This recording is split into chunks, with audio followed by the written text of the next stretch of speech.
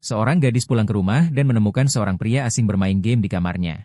Dia ketakutan dan lari keluar untuk melapor ke polisi. Sementara saya dibawa ke ruang interogasi, saya benar-benar bingung.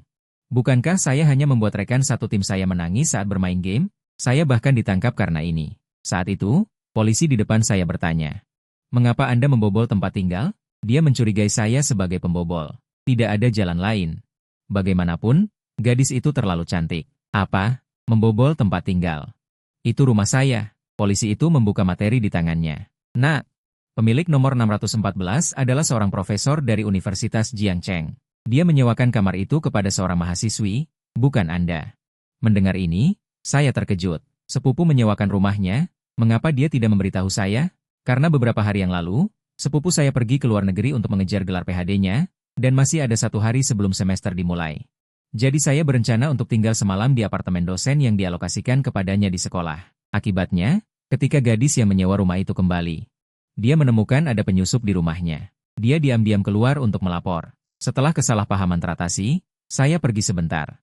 Perasaan saya saat ini sangat tertekan. Saya pasti tidak bisa kembali ke apartemen malam ini. Jadi saya menemukan sebuah hotel untuk bermalam. Keesokan harinya, saya datang ke apartemen dosen sepupu saya. Ketika saya membuka pintu, koper yang saya tinggalkan di sini tadi malam masih ada di ruang tamu. Ada juga secari kertas catatan. Maaf, saya baru saja menyewa rumah ini. Karena pemiliknya sudah pergi ke luar negeri. Mendengar ada gerakan di dalam rumah, saya pikir itu pencuri. Saya dengan enggan memasukkan catatan itu ke dalam tas saya. Kemudian saya pergi ke sekolah. Setelah menyelesaikan pendaftaran dan merapikan tempat tidur, saya memutuskan untuk keluar dan menjelajahi lingkungan sekolah. Saat itu, telepon berdering. Peneleponnya adalah sepupu saya, Gu Mingxuan. Saya menjawab telepon. "Xiao Yang, jangan pergi ke apartemen dosen. Saya akan menyewakannya." Setelah saya menceritakan kejadian tadi malam, dia tidak terkejut. "Haha, memang dia." Sambil menelepon, saya berjalan ke depan perpustakaan. Ketika saya melihat pintu otomatis pengenalan wajah, saya merenung. Seorang gadis jangkung berjalan melewati saya. Pakaian gadis itu basah, dan tas laptop putih yang dibawanya juga sedikit basah. Jelas dia baru saja masuk saat hujan. Saya buru-buru memanggilnya. "Kakak senior, bisakah Anda membantu saya memindai wajah saya?" Gadis itu sedikit terkejut. Dia berdiri di depan pengenalan wajah, dan pintu elektronik terbuka. Setelah berterima kasih, dia masuk ke perpustakaan dengan malu-malu. Gadis itu menatapku dengan aneh. Tanpa diduga, dia memanggilnya hanya untuk membantunya memindai wajahnya. Ini adalah mahasiswa baru kelima yang mengajaknya bicara hari ini. 4 orang pertama ingin meminta informasi kontaknya. Mengapa Yo-Yo berjalan begitu cepat? Saat itu, seorang gadis lain berlari menghampirinya. Dia bernama Susia Owen, bunga sekolah di Fakultas Ekonomi dan Manajemen. Wanita di depan adalah sahabatnya, bernama Bai Wanzhou, Ketua Dewan Mahasiswa Universitas Jiangcheng. Dia juga bunga sekolah nomor 1 di Universitas Jiang. Seorang mahasiswa dari Departemen Komputer yang terkenal dengan kecantikannya yang sedingin es, sangat langka dalam 10 tahun. Susia Owen bertanya dengan penuh gosip, "Omong-omong, apa kelanjutan kejadian kemarin? Apakah pencuri itu sudah ditangkap?" Wajah Bai Wanzhou tetap tenang. Hujan gerimis lagi. Untungnya saya membawa payung. Pada saat itu, kakak perempuan cantik yang membantuku memindai wajah dari belakang juga keluar. Ada seorang gadis mengikutinya. "Yo-Yo, haruskah kita menunggu sampai hujan berhenti sebelum pergi?" "Tidak, masih ada urusan yang harus diselesaikan di sisi mahasiswa baru." Saat aku keluar dari perpustakaan, aku mendengar suara di belakangku. Aku menoleh dan melihat Kak Sue bergegas pergi. Gerimis kecil tadi kini telah berubah menjadi hujan deras. Bai Wanzhou menutupi kepalanya dengan kedua tangan, tetapi dengan hujan sebesar itu, kedua tangannya tidak bisa menghalaunya sama sekali. Air hujan membasahi tubuhnya, mengungkapkan sosoknya yang terlalu memikat. Tapi ini bukan intinya.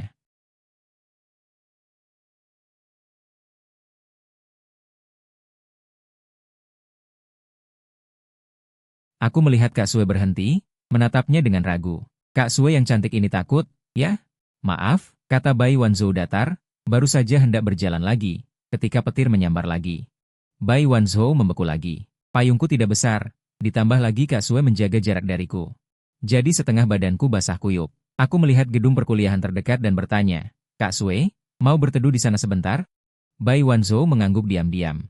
Dia mengikutiku di bawah lereng gunung, dan tak lama kemudian kami sampai di beranda lantai 1 gedung perkuliahan. Keheningan menyelimuti kami. Aku ingin mengatakan sesuatu untuk meredakan suasana. "Kak Sue, kamu semester berapa?" Dia hanya menjawab 2 kata, 3. "Kakak, kamu jurusan apa?" "Komputer." Kali ini dia menjawab 3 kata. Kakak, itu? Pohon itu terlihat sangat aneh. Haha, suasana canggung memenuhi udara. Aku benar-benar tidak pandai berurusan dengan wanita.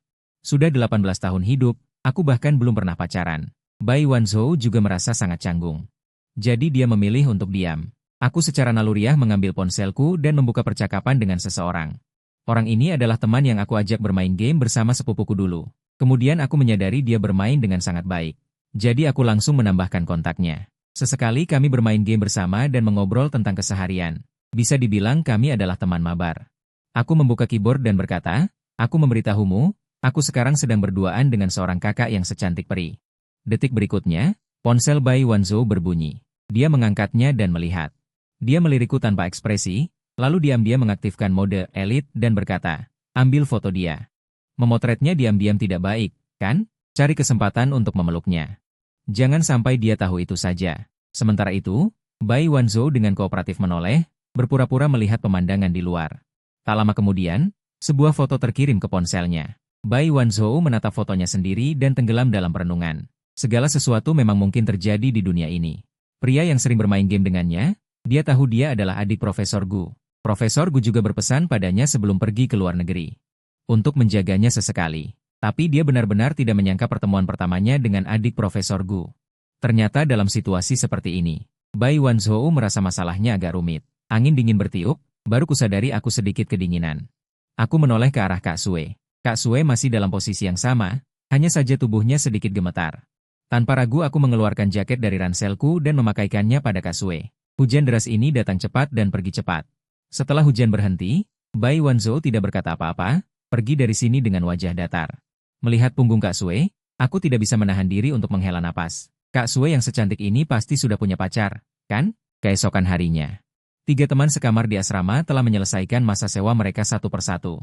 Setelah mereka selesai, kami mulai mengobrol. Apakah kalian tahu peringkat lelucon di Jiangda? Aku hanya mengikuti perkataannya, tidak tahu. Setiap fakultas di Jiangda punya bunga fakultasnya masing-masing. Contohnya, bunga fakultas keuangan bernama Su Xiaowen. Dia berada di peringkat keempat dalam daftar lelucon Jiangda. Ada foto kakak Su di forum Jiangda. Dia benar-benar cantik. Wang Dachui mengeluarkan ponselnya dan menunjukkan foto Su Xiaowen. Aku mendekatkan kepala. Saat melihat foto itu, mataku terbelalak. Bukan karena Su Xiaowen. Tapi kakak perempuan yang berdiri di sebelah Su Xiaowen adalah kakak perempuan yang kutemui kemarin. Wang Dachui dengan cepat menarik ponselnya. Dia menatapku dengan ekspresi seperti anjing yang sedang menjaga. Saudara Leng Yang, harus kukatakan dulu, bunga fakultas Su adalah milikku.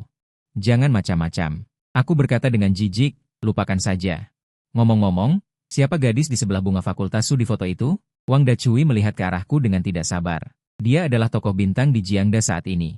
Dia bernama Bai Wanzhou, tapi aku menyarankanmu untuk tidak terlalu banyak bertanya. Dia adalah gadis pintar di jurusan komputer.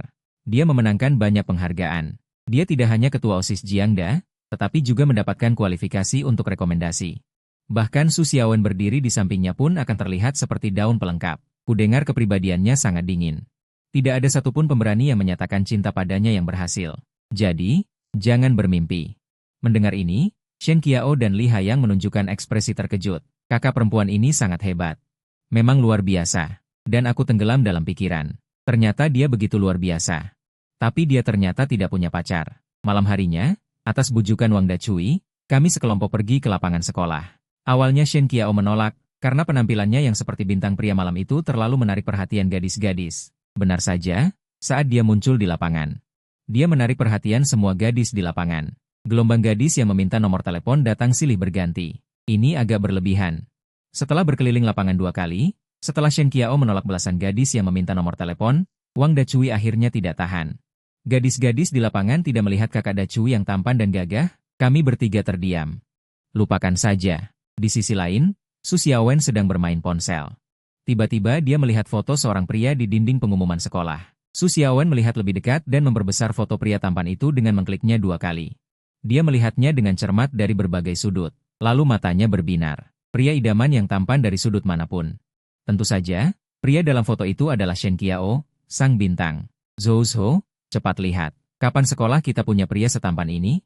Gadis di sampingnya mengenakan gaun panjang berleher halter dan kacamata hitam besar, sedang menonton serial Sherlock Holmes. Wajah yang dingin dengan kacamata hitam yang imut menciptakan kontras yang tak terlukiskan. memang memiliki pesona tersendiri.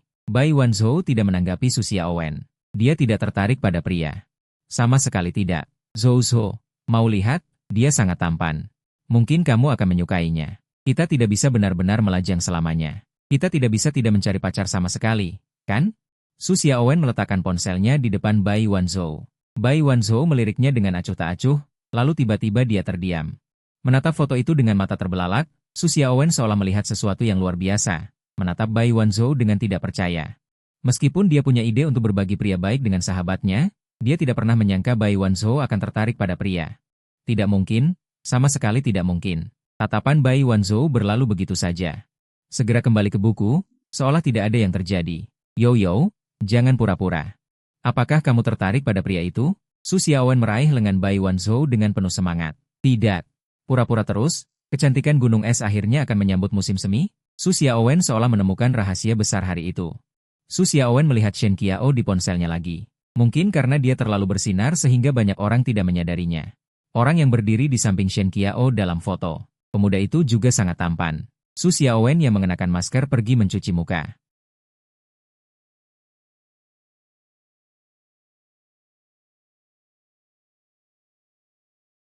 Belum pindah. Yo terdengar agak tinggi dari tadi. Suara-suara dari pengawas terdengar. Tangan Bai Wanzhou sedikit membeku. Dia tiba-tiba teringat bahwa dia belum mencuci baju itu. Tapi tidak masalah. Su Xiaowen sangat lugu dan mudah dibujuk. Su Xiaowen keluar dan menuntut, Yo, siapa pemilik jaket pria itu? Bai Wanzhou menjawab dengan tenang, tebak. Rasa ingin tahu Su Xiaowen membuncah. Tapi sikap Bai Wanzhou membuatnya sangat marah. Cepat katakan, aku membelinya sendiri. Aku tidak percaya. Kalau tidak percaya terserah saja. Su Xiaowen merasa sangat tidak nyaman, tetapi dia tidak punya pilihan. Keesokan harinya, malam itu masuk tahap pertunjukan program. Aku bertumpu dagu di samping. Aku menonton pria yang bernyanyi di panggung dengan saksama. Adegan percakapan pribadi dengan kakak perempuan pri itu melintas di benakku. Aku berdiri tanpa sadar. Entah mengapa aku ingin menyanyikan sebuah lagu. Setelah pria di atas panggung selesai bernyanyi, aku maju dan mengambil mikrofon. Wang Dacui, yang sedang mengobrol seru, terkejut. Kamu bisa bernyanyi juga. Lagu hujan untuk semua orang. Setelah menarik napas dalam-dalam, aku mulai bernyanyi dengan lembut. Mendengarkan suara merdu ini, semua orang di tempat itu terpesona. Yo, mahasiswa baru tahun ini benar-benar luar biasa. Su Xiaowen meletakkan ponselnya di depan Bai Wanzhou. Dalam video itu, seorang pria tampan sedang bernyanyi. Mendengarkan suara yang menarik ini, tatapan Bai Wanzhou menyapu pria di layar. Melihat Bai Wanzhou benar-benar mendengarkan, Su Xiaowen bangga. Sudah kubilang. Yo, bahkan jika kamu adalah Dewi Gunung Es, kamu tidak mungkin tidak menyukai nyanyian. Dan anak laki-laki yang bernyanyi ini juga agak tampan. Tetapi hanya Bai Wanzhou yang tahu apa arti lagu yang kubawakan. Bai Wanzhou juga perlahan-lahan mengingat kejadian hari itu. Tanpa sadar. Pelatihan militer yang berlangsung selama lebih dari setengah bulan akhirnya berakhir. Untuk merayakan dimulainya kehidupan kuliah, kami meminta izin untuk makan bersama di luar dan mabuk berat. Ketika kami kembali ke sekolah, sudah jam 8 malam. Aku yang berjalan paling belakang tiba-tiba ingin ke toilet, jadi aku berjalan menuju gedung pengajaran. Di pintu masuk gedung pengajaran, Bai Wanzhou keluar sendirian dari gedung pengajaran sambil membawa tasnya. Kakak senior. Sebuah suara yang familiar terdengar di telinga Bai Wanzhou. Dia menoleh dan melihatku berdiri di samping dengan bodoh. Aku ingin ke toilet. Aku tidak tahu di mana. Hehehe. Bai Wanzhou menunjuk ke suatu arah dan berkata dengan wajah datar. Setelah masuk, belok kanan dan jalan terus adalah kamar mandi. Terima kasih, Kak. Melihat punggungku yang sedang mengacungkan pistol, Bai Wanzhou memiringkan kepalanya dengan ragu. Dia pasti tidak akan menanggapi ucapan, terima kasih, Kak, ini, kan? Setelah keluar dari toilet, aku memasang ekspresi bingung. Aku sepertinya baru saja bertemu dengan kakak peri dan bahkan berbicara dengannya. Mungkin hanya perasaan saja. Aku menggaruk-garuk kepala, belum sepenuhnya sadar, lalu menggelengkan kepala dan keluar dari gedung perkuliahan.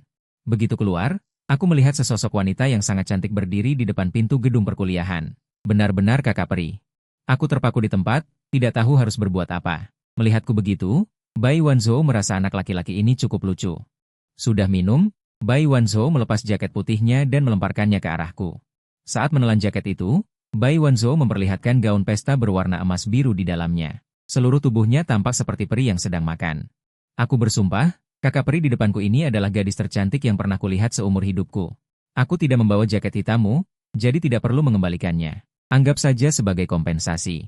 Dia baru saja selesai belajar malam dan berganti pakaian pesta di toilet gedung perkuliahan, hanya saja dia tidak menyangka. Orang pertama yang melihatnya mengenakan gaun pesta adalah adik laki-laki ini. Bai Wanzhou bergumam dalam hati, lalu berbalik dan pergi, hanya menyisakan punggungnya yang indah bagiku. Keesokan harinya, aku terbangun dari tempat tidur di asrama. Dengan mata yang belum sepenuhnya terbuka, aku melihat sekeliling. Sudah bangun, ya? Kata Shen Qiao yang sedang bermain game. Di seluruh kamar asrama, hanya Shen Qiao yang sudah bangun. Dua orang lainnya masih tertidur. Untungnya, tidak ada kelas pagi ini.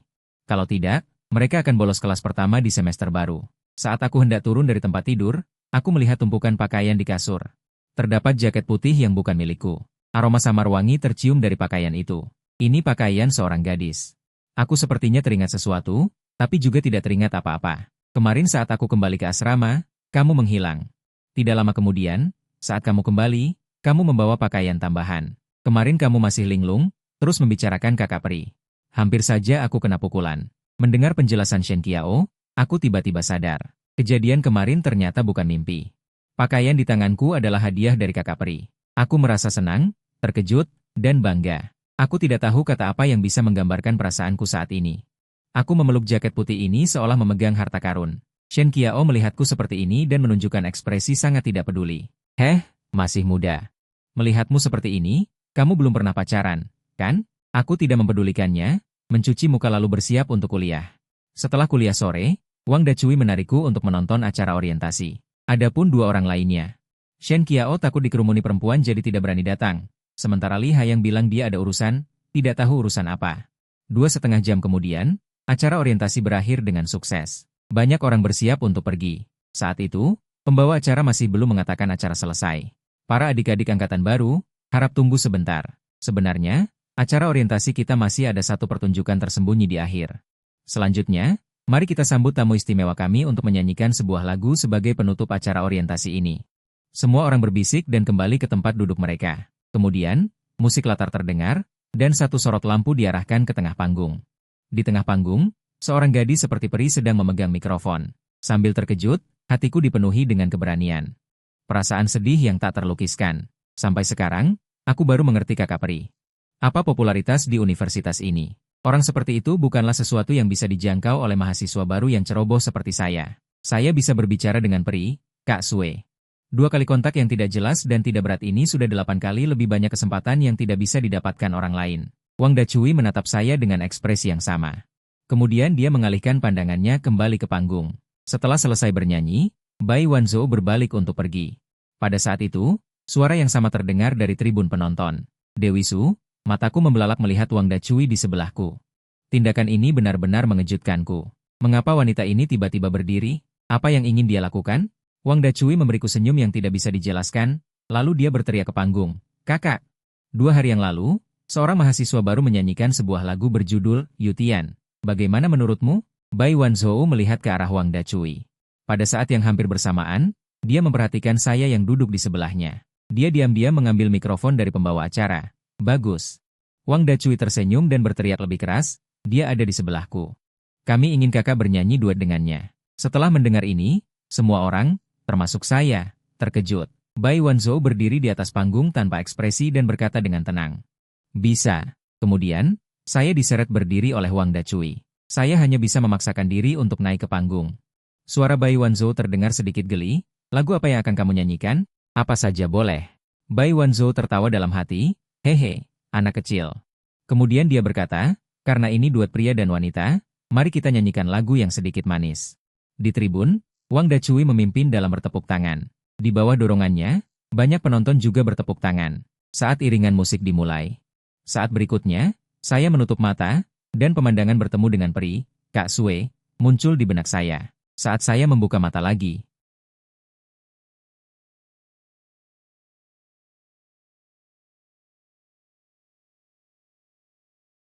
Ekspresinya masih sama, tetapi matanya tidak lagi sedingin sebelumnya. Setelah bernyanyi selesai, tepuk tangan yang lebih meriah dari sebelumnya terdengar dari tribun penonton. Setelah festival berakhir, Wang Dacui meremas pundak saya dan berkata, bagaimana? Kesempatan ini adalah sesuatu yang diperjuangkan oleh saudara Dongmu untukmu. Apakah kamu tidak punya ucapan terima kasih? Saya tersenyum dan berkata, tentu saja, saudara Dongmu. Sarapan selama seminggu. Mau? Wang Dachui tersenyum. Sebulan? Tidak, paling lama 2 minggu. Deal? Melihat ekspresi licik Wang Dachui, wajahku menjadi gelap, merasa tertipu. Namun, memikirkan alasan Wang Dachui berdiri saat festival barusan, aku merasa sedikit malu lagi. Jangan melihat Wang Dachui yang biasanya terlihat tidak bisa diandalkan. Saya tidak menyangka dia akan bertindak pada saat kritis. Dia tidak mengecewakan. Setelah kembali ke asrama, saya baru saja mengeluarkan ponsel saya. Saya menerima undangan dari teman game saya, suka makan hotpot, melihat lokasi lawan. Ternyata juga di Universitas Jiangcheng. Saya sedikit terkejut. Mungkinkah sepupu saya sebelumnya mengajaknya bermain game bersama rekan-rekannya?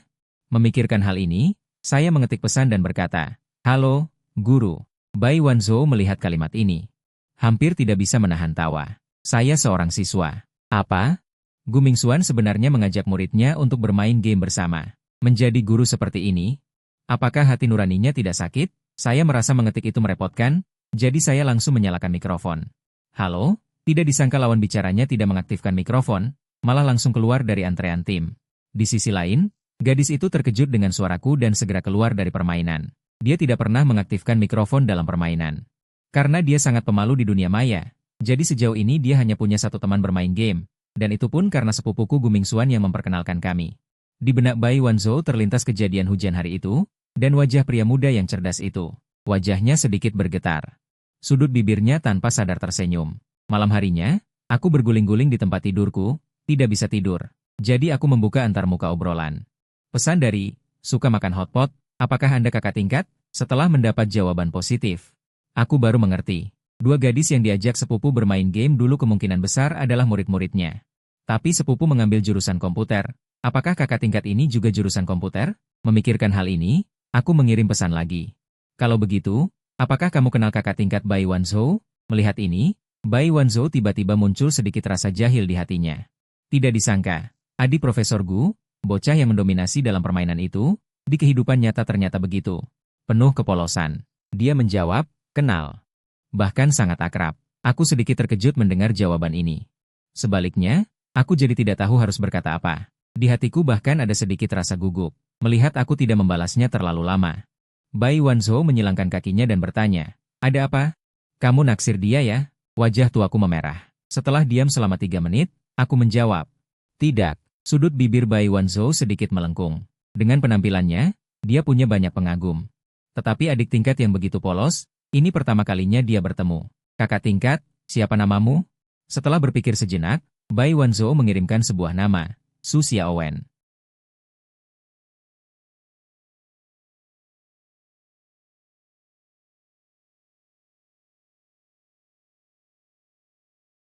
Siapa sih yang ngobrol sama cewek kayak gini? Tanpa sadar, kami berdua mengobrol sampai larut malam. Selama itu, aku terus bertanya tentang Bai Wanzhou. Hanya saja, di akhir obrolan, aku bahkan tidak bisa mengatakan nama akun hijau. Bai Wanzhou sepertinya menyadari maksudku. Dia tersenyum tipis. Dengan nama Su Xiaowen, dia mengetik, aku akan memberikannya padamu. Akhirnya, Bai Wanzhou memberikan akun hijaunya. Kepada lawan bicaranya, setuju untuk membantu profesor merawatnya. Akun hijau itu kan tidak masalah. Hanya saja aku benar-benar mengantuk, dan tanpa sadar tertidur. Bai Wanzhou menemukan bahwa akun hijaunya tidak direspon sama sekali, dan pesan di Kiki juga tidak dibalas. Dia langsung mengerutkan kening. Dalam hatinya memikirkan 1000 alasan mengapa lawan bicaranya tidak membalas. Keesokan harinya, setelah aku bangun, aku melihat pesan dari kakak tingkat Su Xiaowen. Aku langsung panik. Bagaimana ini? Haruskah aku berteman atau tidak? Tapi bukankah peri kakak tingkat belum mengenalku? Bagaimana aku mengatakannya padanya? Apa aku bilang aku cowok yang tampil duet sama kamu di konser mahasiswa baru? Atau bilang aku datang ke konsermu di hari pertama masuk kuliah? Setelah ragu-ragu, aku akhirnya memutuskan untuk mengajukan pertemanan. Catatan di Kiki hanya menuliskan namaku. Di sisi lain, Bai Wanzhou yang baru bangun membuka ponselnya dan melihat permintaan pertemanan. Melihat nama, anak SD, di kolom catatan, dia sedikit kesal. Adik tingkat ini, siapa gadis yang akan menyetujui permintaan pertemanan seperti ini? Dia tidak ragu-ragu dan langsung menyetujui permintaan itu. Malam harinya, Bai Wanzhou kembali ke asrama untuk membereskan perlengkapan sehari-hari. Saat ini, hanya dia dan Su Xiaowen yang tersisa di asrama. Dua lainnya sedang berwirausaha dan di masa ujian. Keduanya tidak berada di sekolah. Su Xiaowen termasuk tipe orang kaya raya, jadi dia masih bermalas-malasan sekarang. Setelah selesai membereskan, Bai Wanzhou menyandarkan tangannya ke papan bawah dan mengirim pesan. Berbicara tentang Xiao Jie, setelah dia meneleponku. Sampai sekarang dia belum mengirim pesan. Jelas-jelas kamu yang menghubungiku, tapi aku yang harus mengirim pesan duluan? Dia membuka antarmuka obrolan dan bertanya, "Permisi, siapa Anda?" Setelah melihat pesan itu, aku membalas, "Saya Leng Yang." Sepertinya balasan ini terlalu formal, jadi aku teringat bahwa kakak Pri ada di Jiangda. Aku menambahkan, "Saya penggemarmu." Sudut bibir Bai Wanzhou sedikit terangkat. "Saya bukan bintang, saya tidak butuh penggemar." Melihat kalimat ini, hatiku terkejut. Tidak butuh penggemar, apakah itu berarti tidak butuh aku? Jangan-jangan dia tersinggung denganku? Aku tidak tahu harus membalas apa lagi. Bai Wanzhou melihat pihak lain tidak membalas-balas. Ia berpikir, jangan-jangan kata-kataku membuat nona ini takut? Detik berikutnya, dia menerima tangkapan layar obrolan dari Kiki, disertai dengan kalimat, "Kakak Sue, aku tamat." Melihat ini, Bai Wanzhou tidak bisa menahan tawa. Apa? Su Xiaowen, yang sedang bermain game, mendengar suara itu dan menoleh. "Yo, ada apa denganmu?" Tersenyum bodoh pada layar ponsel. "Akhir-akhir ini kamu sangat aneh." Su Xiaowen berdiri di belakang Bai Wanzhou, bahkan tidak bisa bermain game lagi. Sudah semester 3. Yo, jangan bilang kamu baru saja jatuh cinta di usia ini. Bai Wanzhou tersenyum misterius melihat ekspresi teman sekamarnya. Su Xiaowen meletakkan ponselnya dan berkata dengan serius, ada masalah besar. Jiwa gosipnya tidak tertahankan. Su Xiaowen hampir gila. Bai Wanzhou mengabaikannya, tetapi malah mengirim pesan kepadaku dengan identitas Su Xiaowen. Bai Wanzhou orangnya seperti itu. Jika dia menyetujui permintaan pertemananmu, itu berarti dia mau mengenalmu. Sungguh, saya teman sekamarnya, saya sangat mengenalnya. Satu kalimat. Semua tulus, tidak ada kebohongan. Segera, Kikinya kembali mengirimiku pesan. "Kakak Sue, aku lelah bekerja, aku bisa membawamu bermain game." Dijamin seru. Awalnya aku tidak berharap mereka membalas, tapi kakak Sue malah membalas, "Oke, kenapa aku bilang begitu?" Itu karena Su Xiaowen memberitahuku. Dia bilang dia sering melihat Bai Wanzhou bermain game di asrama, dan juga bilang Bai Wanzhou selalu bermain solo. Dan selalu kalah, tidak ada yang mau bermain dengannya. Terima kasih, kakak Su Xiaowen. Su Xiaowen, yang sedang bermain game, tiba-tiba bersin. Aneh, akhir-akhir ini siapa yang memikirkanku? Kenapa aku terus bersin? Segera layar ponsel menampilkan tulisan, "Kalah," yang besar. Kalah lagi. Su Xiaowen ingin membanting ponselnya. Sementara Bai Wanzhou melihatnya marah-marah dan berkata, "Wen, nanti kita main game ya? Kalau kamu tidak mau main, pinjamkan aku akunnya." Wen. Tentu saja bisa. Su Xiaowen sudah bermain seharian. Dibawakan gratis, kenapa tidak? Akhirnya Bai Wanzhou mengirimkan ID game Su Xiaowen. Namanya adalah, "Aku Berdada Besar, Terserah Padamu." Melihat nama ini, aku termenung. Kakak Pri di game benar-benar luar biasa. Dia bahkan membuat nama seperti itu. Sementara Bai Wanzhou tersipu melihat nama itu, dia tidak bisa menahan diri untuk mengadu kepada Su Xiaowen. Tidak tahu malu. Mendengar ini, Su Xiaowen bingung. Kemudian dia dengan bangga menepuk dadanya. "Kenapa kamu memarahiku? Nama saya selalu ini. Kenapa kamu tidak keberatan sebelumnya?" Kemudian dia memperhatikan bahwa Bai Wanzhou sedang berpasangan untuk bertemu, tetapi tidak mempedulikannya. Bagaimanapun, selain teman sekamarnya. Di Universitas Jiangcheng ada seorang gadis yang belajar kedokteran. Dan Bai Wanzhou bahkan mengenakan headphone dan mulai memberi perintah. Su Xiaowen pada dasarnya dapat memastikan bahwa dia sedang bermain game dengan teman baiknya. Bermain 5 game dalam satu malam, hanya kalah sekali. Saya berani mengatakan, kakak perempuan tidak buruk dalam bermain game, kan? Tidak seperti yang dikatakan kakak perempuan Xiaowen. Mendengar suara di headphone, Bai Wanzhou berkata langsung, "Tidak buruk. Jauh lebih baik dari Su Xiaowen." Su Xiaowen yang sedang menggulir video di sebelahnya tiba-tiba disebut namanya. Dia duduk tegak dan berkata dengan gegap gempita, Yo, aku merasa kamu memarahiku." Meskipun kakak peri berbicara dingin, dia menjawabku dengan serius di setiap kata. Ini berarti apakah dia adalah teman kakak peri? Jadi aku berpikir, haruskah aku mengajaknya makan bersama? Memikirkan hal ini, aku membuka obrolan dengan Su Xiaowen. "Kakak Su, menurutmu apakah dia akan setuju jika aku mengajaknya makan?" Setelah melihat pesan itu, Bai Wanzhou tenggelam dalam pikirannya. Dia akan setuju. Aku bertanya lagi, tapi apakah tidak baik bagi pria dan wanita untuk bertemu sendirian? Melihat itu, Bai Wanzhou membalas, "Tidak akan bertemu sendirian. Akhir pekan ini aku akan bersama Yo. Tapi kamu tidak boleh membawa teman." Yo tersenyum, "Oke."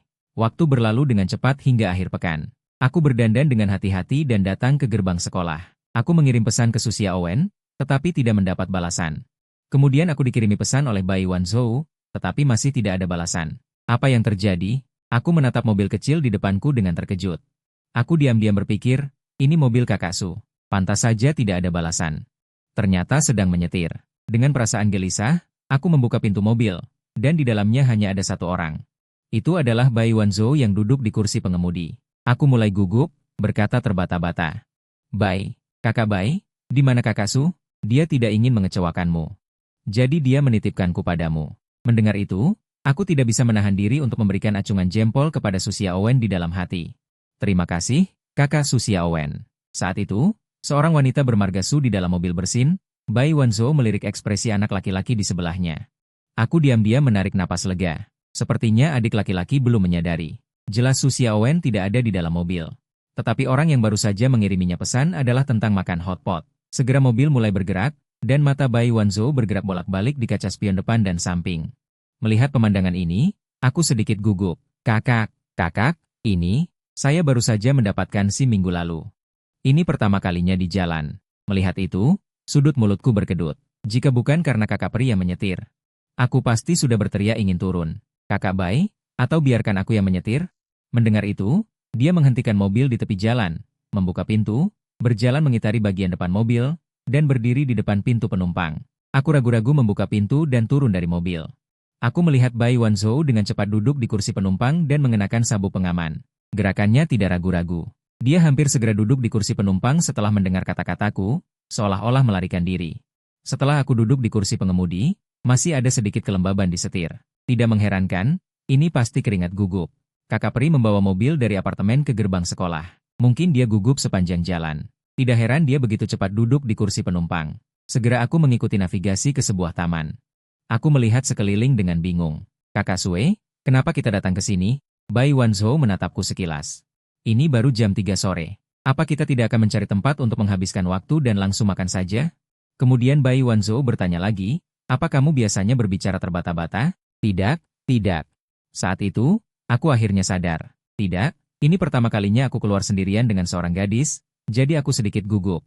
Mendengar itu, Bai Wanzhou tidak berkata apa-apa. Hehe, masih anak kecil yang belum banyak berinteraksi dengan perempuan. Begitulah kami berjalan berdampingan di taman. Mengingat saat pertama kali bertemu peri salju, itu adalah hari pertama sekolah. Baru sekarang kami berhasil berteman di Lu Pao Pao. Tentu saja, aku tidak tahu Bai Wanzhou mengantarku ke Juzi. Kami hampir berjalan mengelilingi seluruh taman. Bai Wanzhou membawaku ke sebuah kedai minum sore dan memesan 2 cangkir kopi. Kemudian Bai Wanzhou mengeluarkan buku detektif Sherlock Holmes dari tasnya dan mulai membacanya. Satu sore berlalu begitu saja. Saat senja, Jiang Zi dan Bai Wanzhou sedang asyik membaca buku, sementara aku sudah tertidur pulas di atas meja. Anak kecil ini jelas-jelas sangat membosankan, tapi dia tidak mengatakan sepatah kata pun. Akibatnya, dia langsung tertidur di atas meja. Bai Wanzhou tidak membangunkanku. Tiba-tiba terlintas ide jahil di benaknya. Dia mengeluarkan ponselnya. Dia mengambil foto wajahku yang sedang tertidur. Melihat penampilanku di foto itu, Bai Wanzhou tersenyum geli. Tampan juga. Kemudian dia mengirim foto itu kepada Gu Mingxuan yang berada di luar negeri. Segera, yang terakhir membalas dengan tanda tanya. Bukan, bagaimana bisa adikku tertidur di depanmu? Aku memintamu menjaganya, jangan-jangan kamu punya niat buruk padanya? Melihat balasan itu, Bai Wanzhou terdiam. Kemudian dia menutup antar muka obrolan.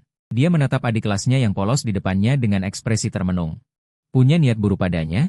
Anak kecil ini, sepertinya akan sangat menyenangkan jika punya niat buruk padanya. Tidak lama kemudian, aku membuka mataku dengan dengkuran. Melihat Bai Wanzhou, aku berkata dengan santai, sudah bangun? Ayo, aku traktir makan. Setelah berkendara beberapa blok, mobil berhenti di depan sebuah kedai daging panggang. Pemiliknya melihat Bai Wanzhou dan menyapanya dengan antusias. Yo, kamu sudah lama tidak ke sini. Baru mulai sekolah, Bibi. Aku sibuk dengan urusan mahasiswa baru. Bai Wanzhou tidak terlalu akrab dengan Bibi ini, tetapi terlihat jelas bahwa dia adalah pelanggan tetap di sini. Melihatku, Youji matanya berbinar dan terkejut. Apakah adik ini bersama Yo? Aku mengangguk sedikit malu. Youji tersenyum. Yo biasanya makan sendirian. Kadang-kadang dia membawa gadis lain. Ini pertama kalinya dia membawa anak laki-laki kemari. Mendengar itu, wajahku memerah dan aku tersenyum malu-malu. Setelah duduk, Bai Wanzhou bertanya apakah aku mau minum. Aku segera menggelengkan kepala. Ini pertama kalinya bertemu dan makan bersama Sue Jie. Bagaimana aku berani minum? Apalagi jika aku minum. Itu berarti Sue Jie yang akan menyetir. Aku bahkan tidak berani membayangkan Sue Jie harus menyetir sejauh ini. Mungkin karena gugup. Saat memanggang daging, aku selalu membakarnya. Bai Wanzhou tidak tahan dan membantuku memanggang.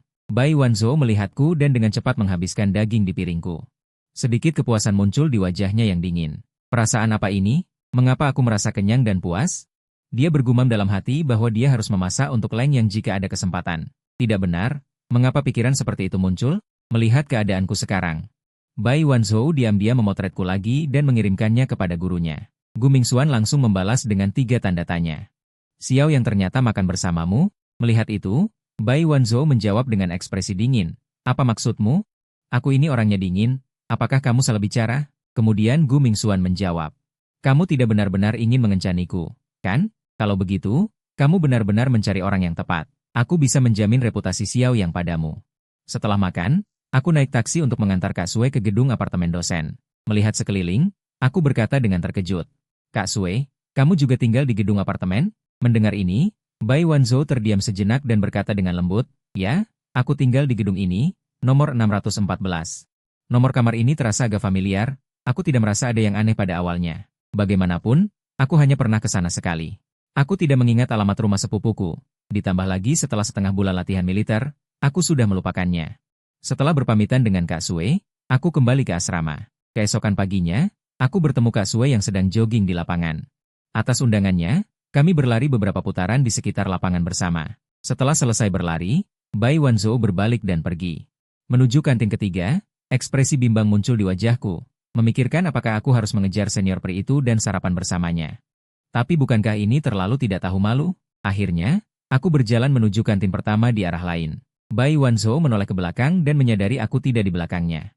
Sebaliknya, aku berjalan ke arah yang berlawanan. Dia tercengang sejenak, tidak tahu mengapa. Sebuah dorongan untuk pergi ke kantin pertama juga muncul di hatiku. Memang sudah lama aku tidak makan di kantin pertama. Sesekali pergi tidak ada salahnya. Ya, makanan di kantin pertama lebih enak daripada di kantin ketiga, dan para bibi di kantin pertama lebih lembut daripada di kantin ketiga. Kelembutan bibi di kantin pertama, berbagai alasan muncul di benak Bai Wanzhou. Pergi ke kantin pertama tiba-tiba menjadi masuk akal. Setelah memikirkannya, dia berbalik arah dan berjalan menuju kantin pertama. Kenyataannya, kantin pertama tidak memiliki keunggulan apapun selain harganya yang murah. Di sisi lain, setelah aku membeli sarapan dan duduk, lebih dari separuh pria di kantin tiba-tiba menoleh ke arah pintu masuk. Bukankah ini Bai Wanzhou, si lelucon Universitas Jiang? Mengapa dia datang ke kantin pertama? Namun, Bai Wanzhou mengabaikan tatapan orang-orang di sekitarnya, menemukan tempat dudukku, dan berjalan lurus untuk duduk di seberangku. Melihat pemandangan ini, semua orang di kantin menunjukkan ekspresi terkejut. Salah satu pria duduk dengan canggung di samping Bai Wanzhou. Bai Wanzhou menggelengkan kepalanya. Semburan aura dingin terpancar, membuat pria di sebelahnya merasa tertekan. Bahkan aku menundukkan kepala. Aku tidak berani menatap Bai Wanzhou saat ini. Pria itu juga sangat pengertian, makan dengan cepat lalu pergi. Saat dia pergi, tekanan di sekitar tiba-tiba menghilang. Sayang sekali aku sudah selesai makan. Aku menyeka mulutku dan berkata dengan hati-hati. Kak Sue, aku pergi dulu. Tidak. Tunggu aku selesai makan. Jika senior pri pergi sekarang, apakah aku harus makan sendirian? Aku tersenyum malu dan duduk di tempat, menunggu senior itu selesai makan. Beberapa menit kemudian, Bai Wanzhou menyeka mulutnya, melirikku, dan pergi tanpa berkata apa-apa. Sebelum keluar dari kantin, Bai Wanzhou tiba-tiba berhenti dan sedikit menoleh ke arahku. Sudut bibirnya sedikit melengkung, seolah tersenyum. Sampai saat ini, aku akhirnya mengerti bahwa aku selalu kekurangan satu perasaan, yaitu tatapan balik. Di jalan mengejar punggungmu, kamu bisa menoleh ke belakang dan melihat dirimu sendiri. Ternyata selalu ada seseorang di sana. Dari satu sisi menjadi dua sisi. Sore harinya, aku dan 3 teman sekamarku datang ke stan rekrutmen klub. Bai Wanzhou, sebagai ketua klub Hanfu, tentu saja hadir. Dan setelah melihat peri senior itu, aku akhirnya memutuskan untuk bergabung dengan klub Hanfu. Tepat saat aku membantu Tian Wenbiao, Su Xiaowen datang ke arah Bai Wanzhou. Dan ketika aku melihat Kak Su, memikirkan bagaimana dia membantuku begitu banyak sebelumnya, aku memutuskan untuk maju dan berterima kasih padanya. Aku teriak panik, Kakak Su, kamu memanggilku? Begitu aku selesai bicara, Bai Wanzhou tiba-tiba merebut ponsel Su Xiaowen dan bergegas pergi. Su Xiaowen belum sempat bereaksi. Sambil berjalan, dia bertanya, ada apa? Ada apa? Kiamat? Ya, kiamat. Kita harus lari. Bai Wanzhou jarang membuat lelucon seperti ini. Tapi kali ini, dalam keadaan darurat, dia malah mengikuti kata-kata Su Xiaowen. Sementara aku benar-benar bingung. Aku tidak mengerti. Setiap tahun, Klub mahasiswa mengadakan pertemuan untuk mahasiswa baru. Klub Hanfu memiliki aturan, yaitu, orang yang tidak ikut pertemuan akan dikeluarkan. Untuk mengikuti pertemuan ini, aku memilih beberapa set Hanfu dengan hati-hati dan memposting fotonya di Moments. Bai Wanzhou melihat fotoku.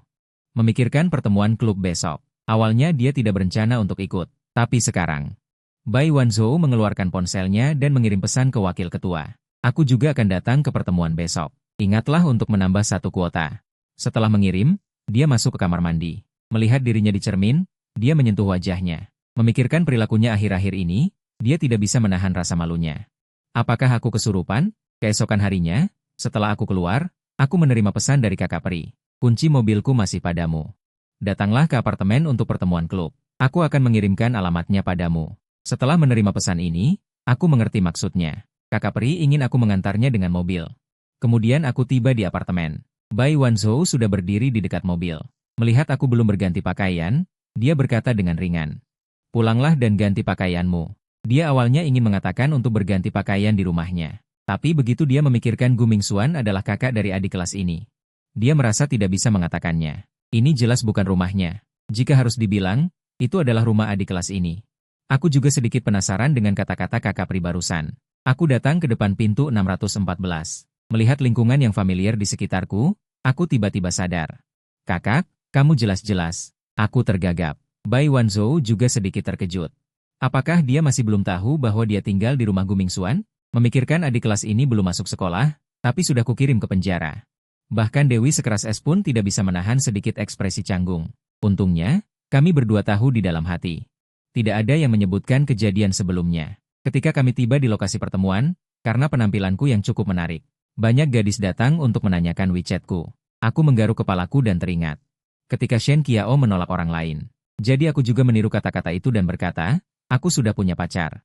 Mendengar jawaban ini, setiap gadis yang datang untuk meminta WeChat kecewa dan pergi. Meskipun Bai Wanzhou terus melihat ponselnya, matanya juga mengawasi arahku. Melihat semua gadis yang datang tidak berhasil. Entah kenapa dia juga menghela napas lega. Dia merasa puas dengan keputusannya untuk ikut pertemuan. Jika dia tidak datang, apakah adik kelas ini akan ditipu sepenuhnya? Harus dikatakan, imajinasi wanita memang kaya. Wakil ketua di samping melihat Bai Wanzhou seperti ini dan benar-benar terpana. Kapan Dewi sekeras es menunjukkan ekspresi seperti itu? Apakah ini marah atau apa? Dia hampir tidak pernah melihat Bai Wanzhou berbicara. Tapi sekarang Bai Wanzhou tidak hanya berbicara, tapi juga marah. Selanjutnya, setiap orang akan memperkenalkan diri sekali. Segera, giliran aku untuk memperkenalkan diri. Aku berdiri dan tanpa sadar melirik Bai Wanzhou. Menemukan kakak perempuan peri juga menatapku. Di lobi yang sunyi, kami berdua saling berhadapan dari kejauhan secara tidak sengaja. Detik berikutnya, wajahku sedikit memerah dan aku buru-buru menunduk. Dan Bai Wanzhou sedikit menoleh untuk menyembunyikan dirinya. Adegan ini tertangkap jelas oleh wakil ketua. Di wajahnya muncul senyum tanpa suara. Ada harapan. Aku mengambil posisi tegak dan berkata dengan serius, namaku Leng Yang. Mahasiswa tahun pertama, hobi bermain game, umur 18 tahun. Ulang tahun. Oke, selanjutnya. Bai Wanzhou tiba-tiba berkata, ini adalah kalimat pertamanya yang diucapkannya di pesta itu. Langsung memotong perkenalanku sendiri. Semua orang yang hadir menatapnya serempak. Pikiran pertama semua orang adalah Bai Wanzhou tidak menyukai Leng Yang, makanya dia memotong perkenalannya. Aku juga berpikir begitu, menunjukkan ekspresi sedikit sedih dan diam-diam duduk. Melihat Bai Wanzhou masih tanpa ekspresi. Tetapi hatiku tidak tenang. Dia hanya merasa jika Leng Yang terus berbicara, bukankah itu berarti tidak ada privasi sama sekali? Bahkan ulang tahun, bahkan dia tidak tahu ulang tahun Leng Yang, kenapa orang lain tahu? Setelah pesta selesai, teman-teman sekelas pulang masing-masing, sementara aku masih duduk terpaku di tempatku, tampak sedikit linglung. Bai Wanzhou berjalan mendekat dan berkata dengan ringan, ayo pergi. Aku sepertinya tidak tahu harus berkata apa. Tetapi aku masih menunjukkan senyum canggung, berjalan menuju tempat parkir, kembali ke apartemen sewaan. Aku mengeluarkan kunci mobil dan memberikannya kepada kakak perempuan. Bai Wanzhou tidak langsung mengambil kunci ini, tetapi bertanya, ulang tahunmu? Aku menunjukkan ekspresi bingung. Perkenalan dirimu belum selesai. Kapan ulang tahunmu? Bai Wanzhou berkata dengan sedikit serius. 6 Oktober. Bukankah itu akan segera tiba? Bai Wanzhou mengangguk dan berkata lagi. Untuk perkenalan diri selanjutnya, tidak perlu menceritakan segalanya tentang dirimu. Oh, baiklah. Melihatku, Bai Wanzhou bertanya lagi, masih adakah yang perlu diperkenalkan dalam perkenalan diri? Aku menatap kakak perempuan peri itu lagi. Bukankah kau baru saja bilang perkenalan diri tidak perlu diceritakan segalanya? Mendengar ini, Bai Wanzhou mengerjap-ngerjapkan bulu matanya yang indah. Wajah dingin itu jelas tanpa ekspresi, tetapi entah kenapa, aku merasakan sedikit tawa. Kali ini dikecualikan. Kalimat ini sudah sangat sulit diucapkan bagi Bai Wanzhou saat ini. Dia bisa mengatakan hal seperti itu berarti dia telah mengumpulkan banyak keberanian di hatinya. Kemudian aku memperkenalkan diriku sekali lagi. Tentu saja, aku menyimpan orang yang kusukai di dalam hatiku. Orang yang kusukai adalah kakak perempuan peri. Kemudian dia berbalik untuk bersiap meninggalkan tempat parkir. Setelah 2 langkah, dia tiba-tiba berbalik. Untuk apa kau berdiri di sana? Ayo cepat ganti baju. Aku memasukkan kunci mobil ke dalam tas, lalu mengikuti kakak perempuan. Kami datang ke 614 lagi. Aku mengamati dengan cermat kamar yang ditinggalkan Gu Mingxuan untukku. Meskipun aku datang sehari sebelum sekolah dimulai, saat itu aku hanya masuk untuk bermain game, dan sama sekali tidak terbiasa. Setelah membuka pintu kamar, aku melihat kakak perempuan peri sudah sibuk di dapur. Aku tidak menyangka kakak perempuan peri tidak hanya cantik. Dia juga berbakat. Bahkan di rumah pun dia sangat sibuk. Bisa ke ruang tamu dan ke dapur. Aku melihat makanan di panci dan menyadari bahwa banyak kakak perempuan tidak bisa memakannya dengan jelas. Kakak perempuan membuat porsi untuk 2 orang. Memikirkan hal ini, aku dengan bersemangat menepuk dadaku dan berkata, "Kakak, aku akan membantumu." Gerakan Bai Wanzhou di tangannya terhenti. Memikirkan saat barbeque sebelumnya, aku bahkan tidak tahu cara memanggang perut babi. Dia langsung menghalangiku mendekat. Tidak perlu, Bai Wanzhou dengan cepat membuat 2 hidangan dan 1 sup. Meskipun makanan di depanku tidak bisa disebut mewah, keahlian memasak Bai Wanzhou sangat bagus. Begitu aku makan masakannya, mataku langsung berbinar. Enak, jawabku dengan pasti. Bai Wanzhou merasa lega di hatinya, dan hatinya merasa penuh. Kemudian aku juga mulai makan.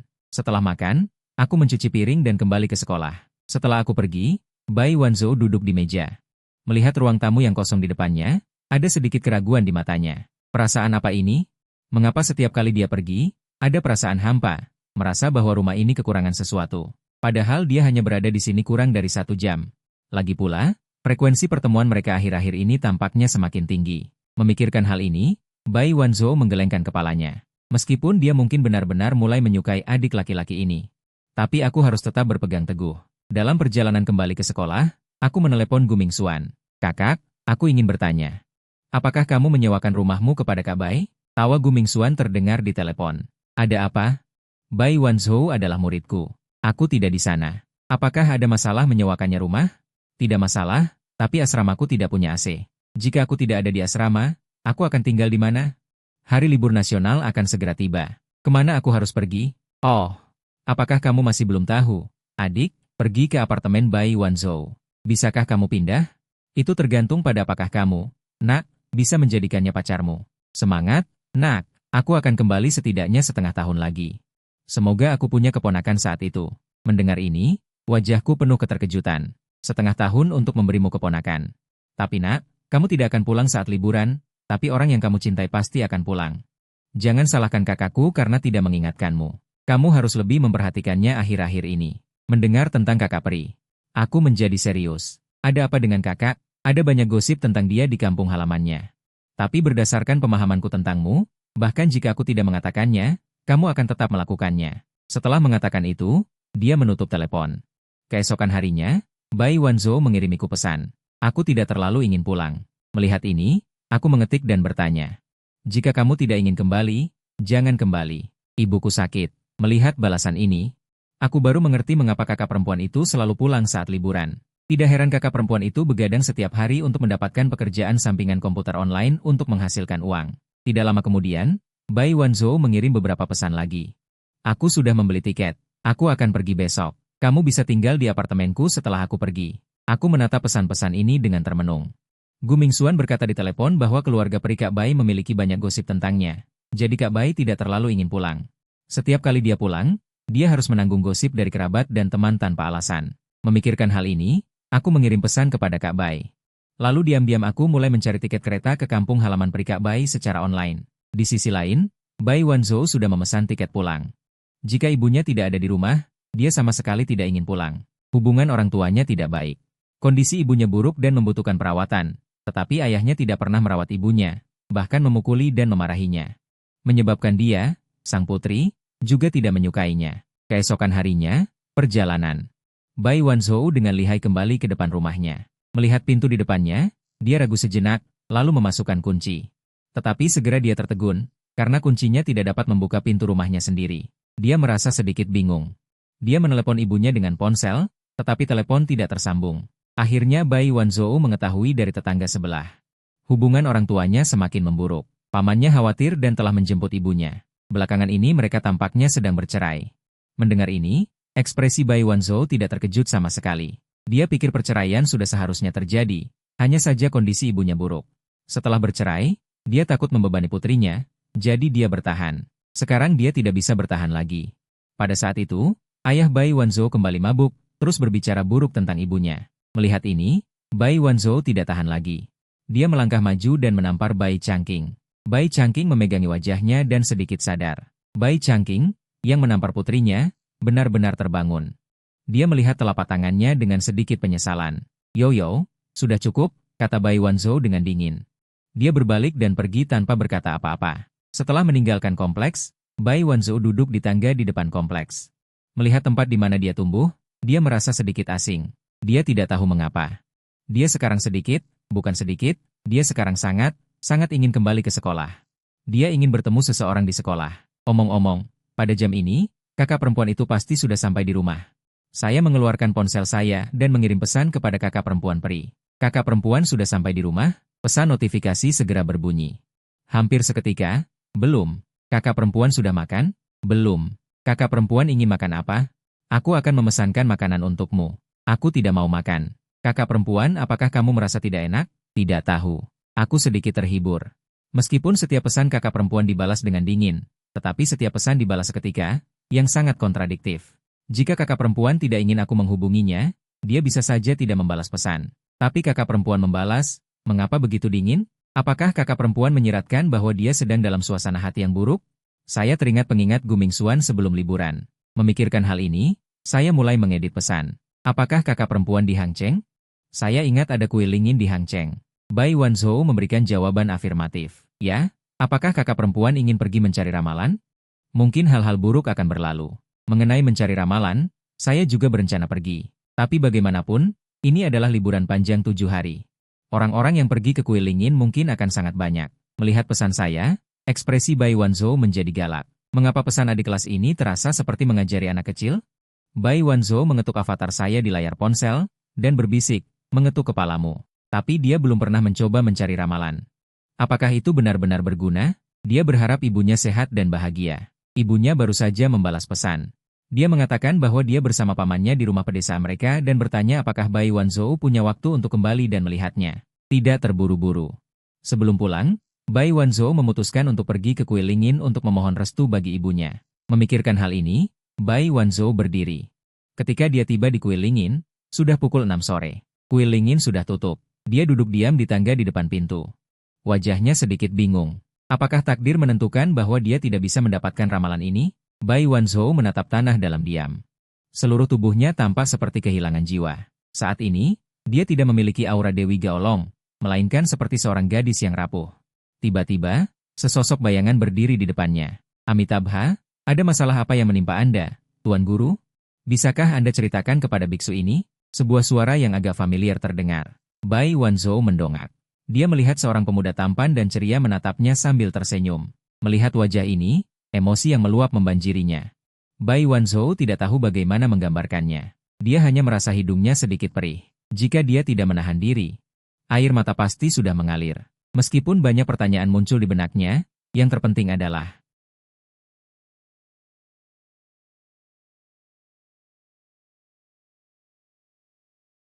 saya secara tidak sengaja melihat kakak peri di sini sebelumnya. Saya meluangkan waktu untuk membeli 1 cangkir susu teh sebelum kembali. Melihat bekas tamparan di wajah kakak peri dengan jelas, saya punya niat. Tetapi saya tidak bertanya apa-apa. Pasti terjadi sesuatu yang tidak menyenangkan. Jika kakak ingin mengatakannya, dia akan mengatakannya sendiri. Jika dia tidak mengatakan, saya tidak akan bertanya. Akibatnya, ketika Bai Wanzhou berdiri dengan susu tehnya, toko itu sudah tutup. Ya, saya melihat ke belakang, lalu perut saya mulai keroncongan. Sejak tadi malam sampai sekarang, saya tidak makan dengan baik. Mendengar suara perut berkeroncongan, Bai Wanzhou berkata dengan tulus, "Ayo pergi makan." Ketika kami melewati sebuah toko serba ada, saya berhenti. Melihat sosis panggang di depan toko, Bai Wanzhou dan saya menelan ludah secara bersamaan. Tapi saya berbeda. Bai Wanzhou belum makan seharian. Dia menatapku dan berkata, jika kamu ingin makan, aku akan beli 2. Tidak cukup, terlalu sedikit. Saya melambaikan tangan dan membeli 6. Kakak perempuan, gadis-gadis muda seharusnya makan lebih sedikit. Kemudian saya makan 5 sisanya. Bai Wanzhou melihat sosis panggang di tangannya dan mulai memakannya. Ketika dia selesai memakannya, dia menyadari hanya ada 1 potong terakhir di dalam tas. Yang terakhir, milikku, berikan padaku. Bai Wanzhou mengulurkan tangannya dan berkata dengan sungguh-sungguh. Entah kenapa, aku tiba-tiba merasa kakak peri seperti ini sedikit imut. Rasanya seperti seorang dewi yang turun ke bumi dan memasak dengan sangat buruk. Kakak perempuan seperti ini lebih menawan. Entah sejak kapan.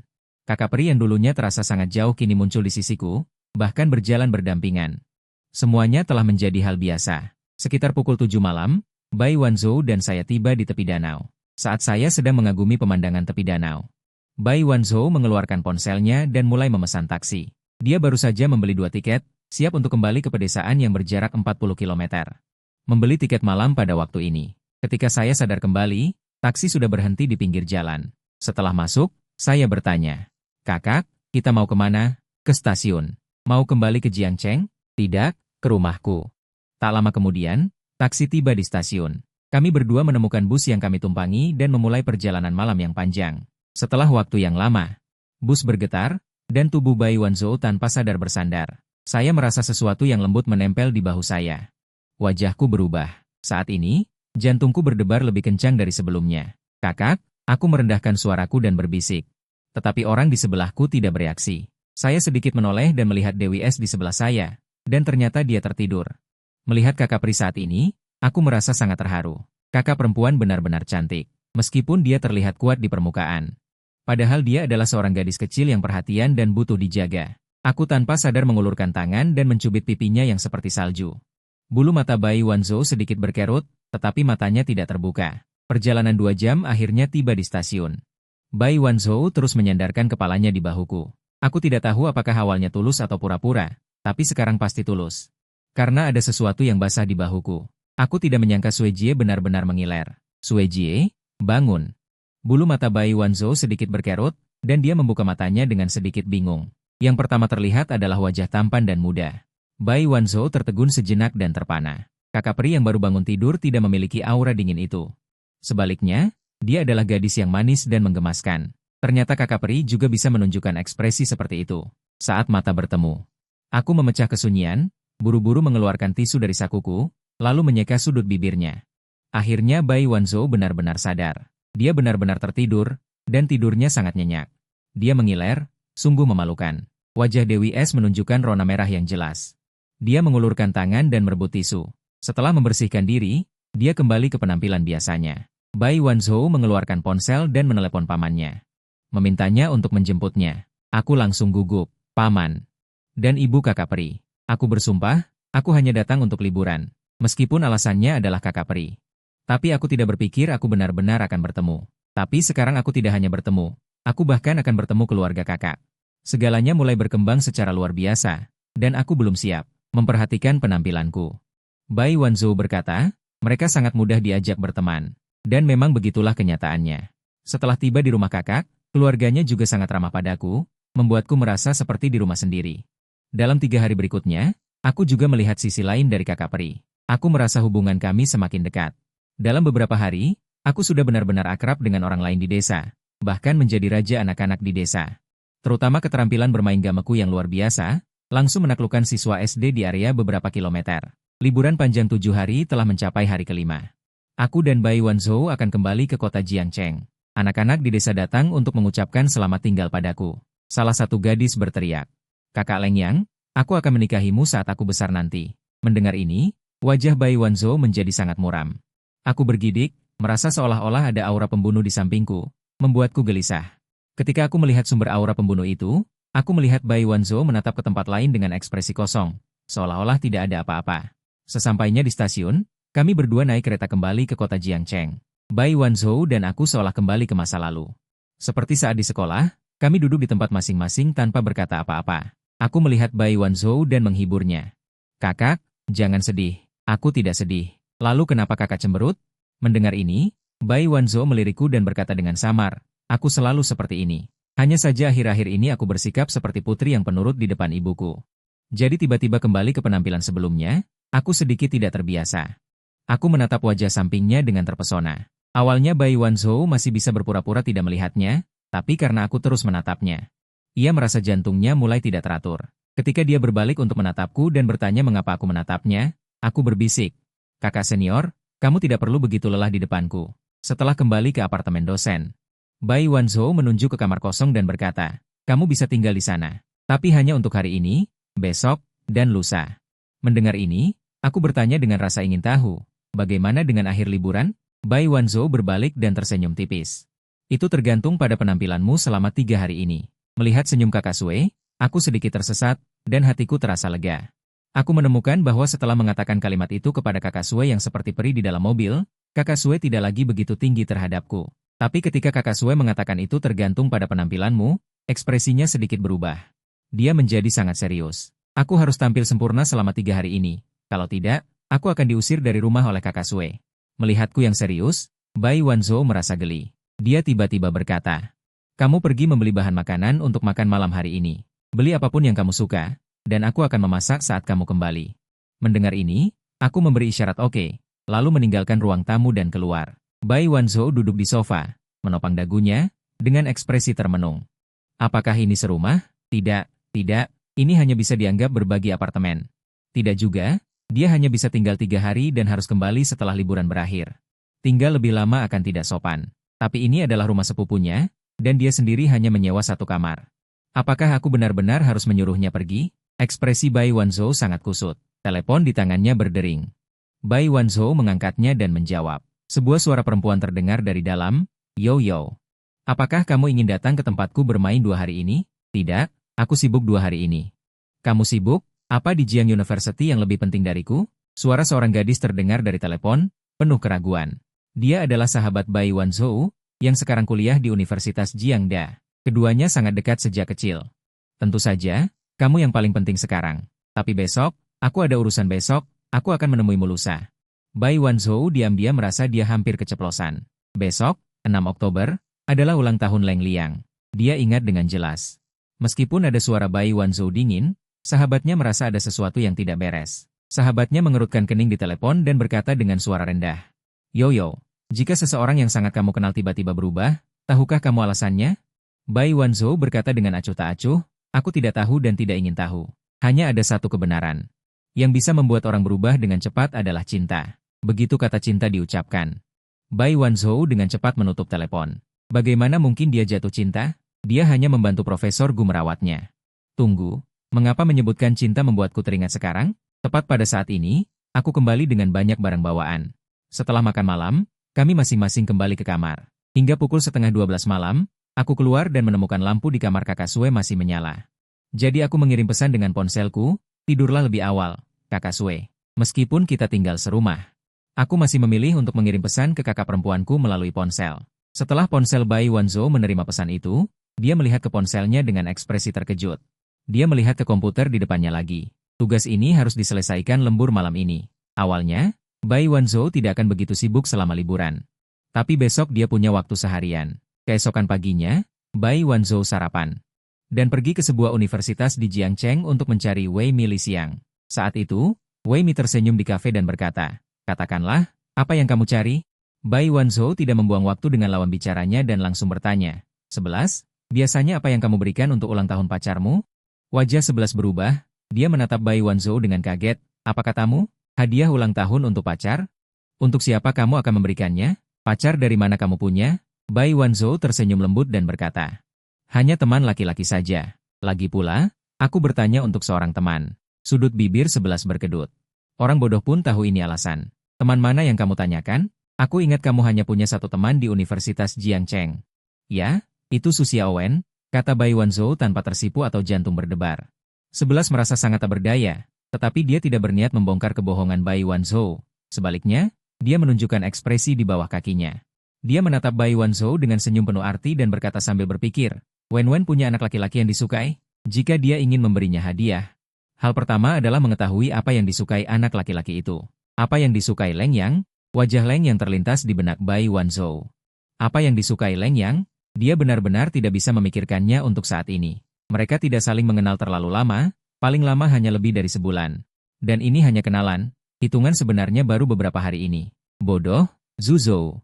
11 menahan tawanya dan berkata, aku tebak anak laki-laki itu pasti menyukai Wen-Wen. Wen-Wen memberinya dirinya sendiri. Bukankah itu hadiah ulang tahun terbaik? Begitu kata-katanya selesai, wajah Bai Wanzhou menjadi merah padam. Melihat Bai Wanzhou sudah tersipu. Dia masih berusaha terlihat serius. 11 hampir tertawa terbahak-bahak. Bai Wanzhou juga punya hari ini. Li Xiaqing berkata sambil tersenyum. Zuzou, karena kamu bertanya dengan tulus, aku akan dengan murah hati memberitahumu. Hal terpenting untuk menghadapi seorang pria bukanlah apa yang kamu berikan, tetapi ketulusan. Buatlah ulang tahunnya istimewa. Itu adalah rasa spesial. Jika kamu memberikannya padanya, tidak. Maksudku, Wen-Wen memberinya hadiah yang hanya bisa dia terima. Orang lain tidak bisa menerimanya. Ini adalah ketulusan rasa spesial. Setelah mendengar ini, Bai Wanzhou tenggelam dalam pemikiran. Kemudian, alisnya sedikit berkerut dan wajahnya menjadi dingin.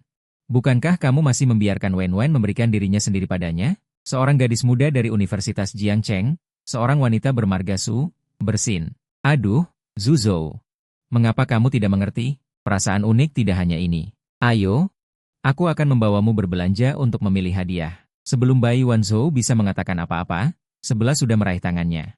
Keduanya meninggalkan kafe bersama dan menuju pusat perbelanjaan terdekat. Malam harinya, kembali ke apartemen, aku melihat lampu di kamar Sister Sue menyala.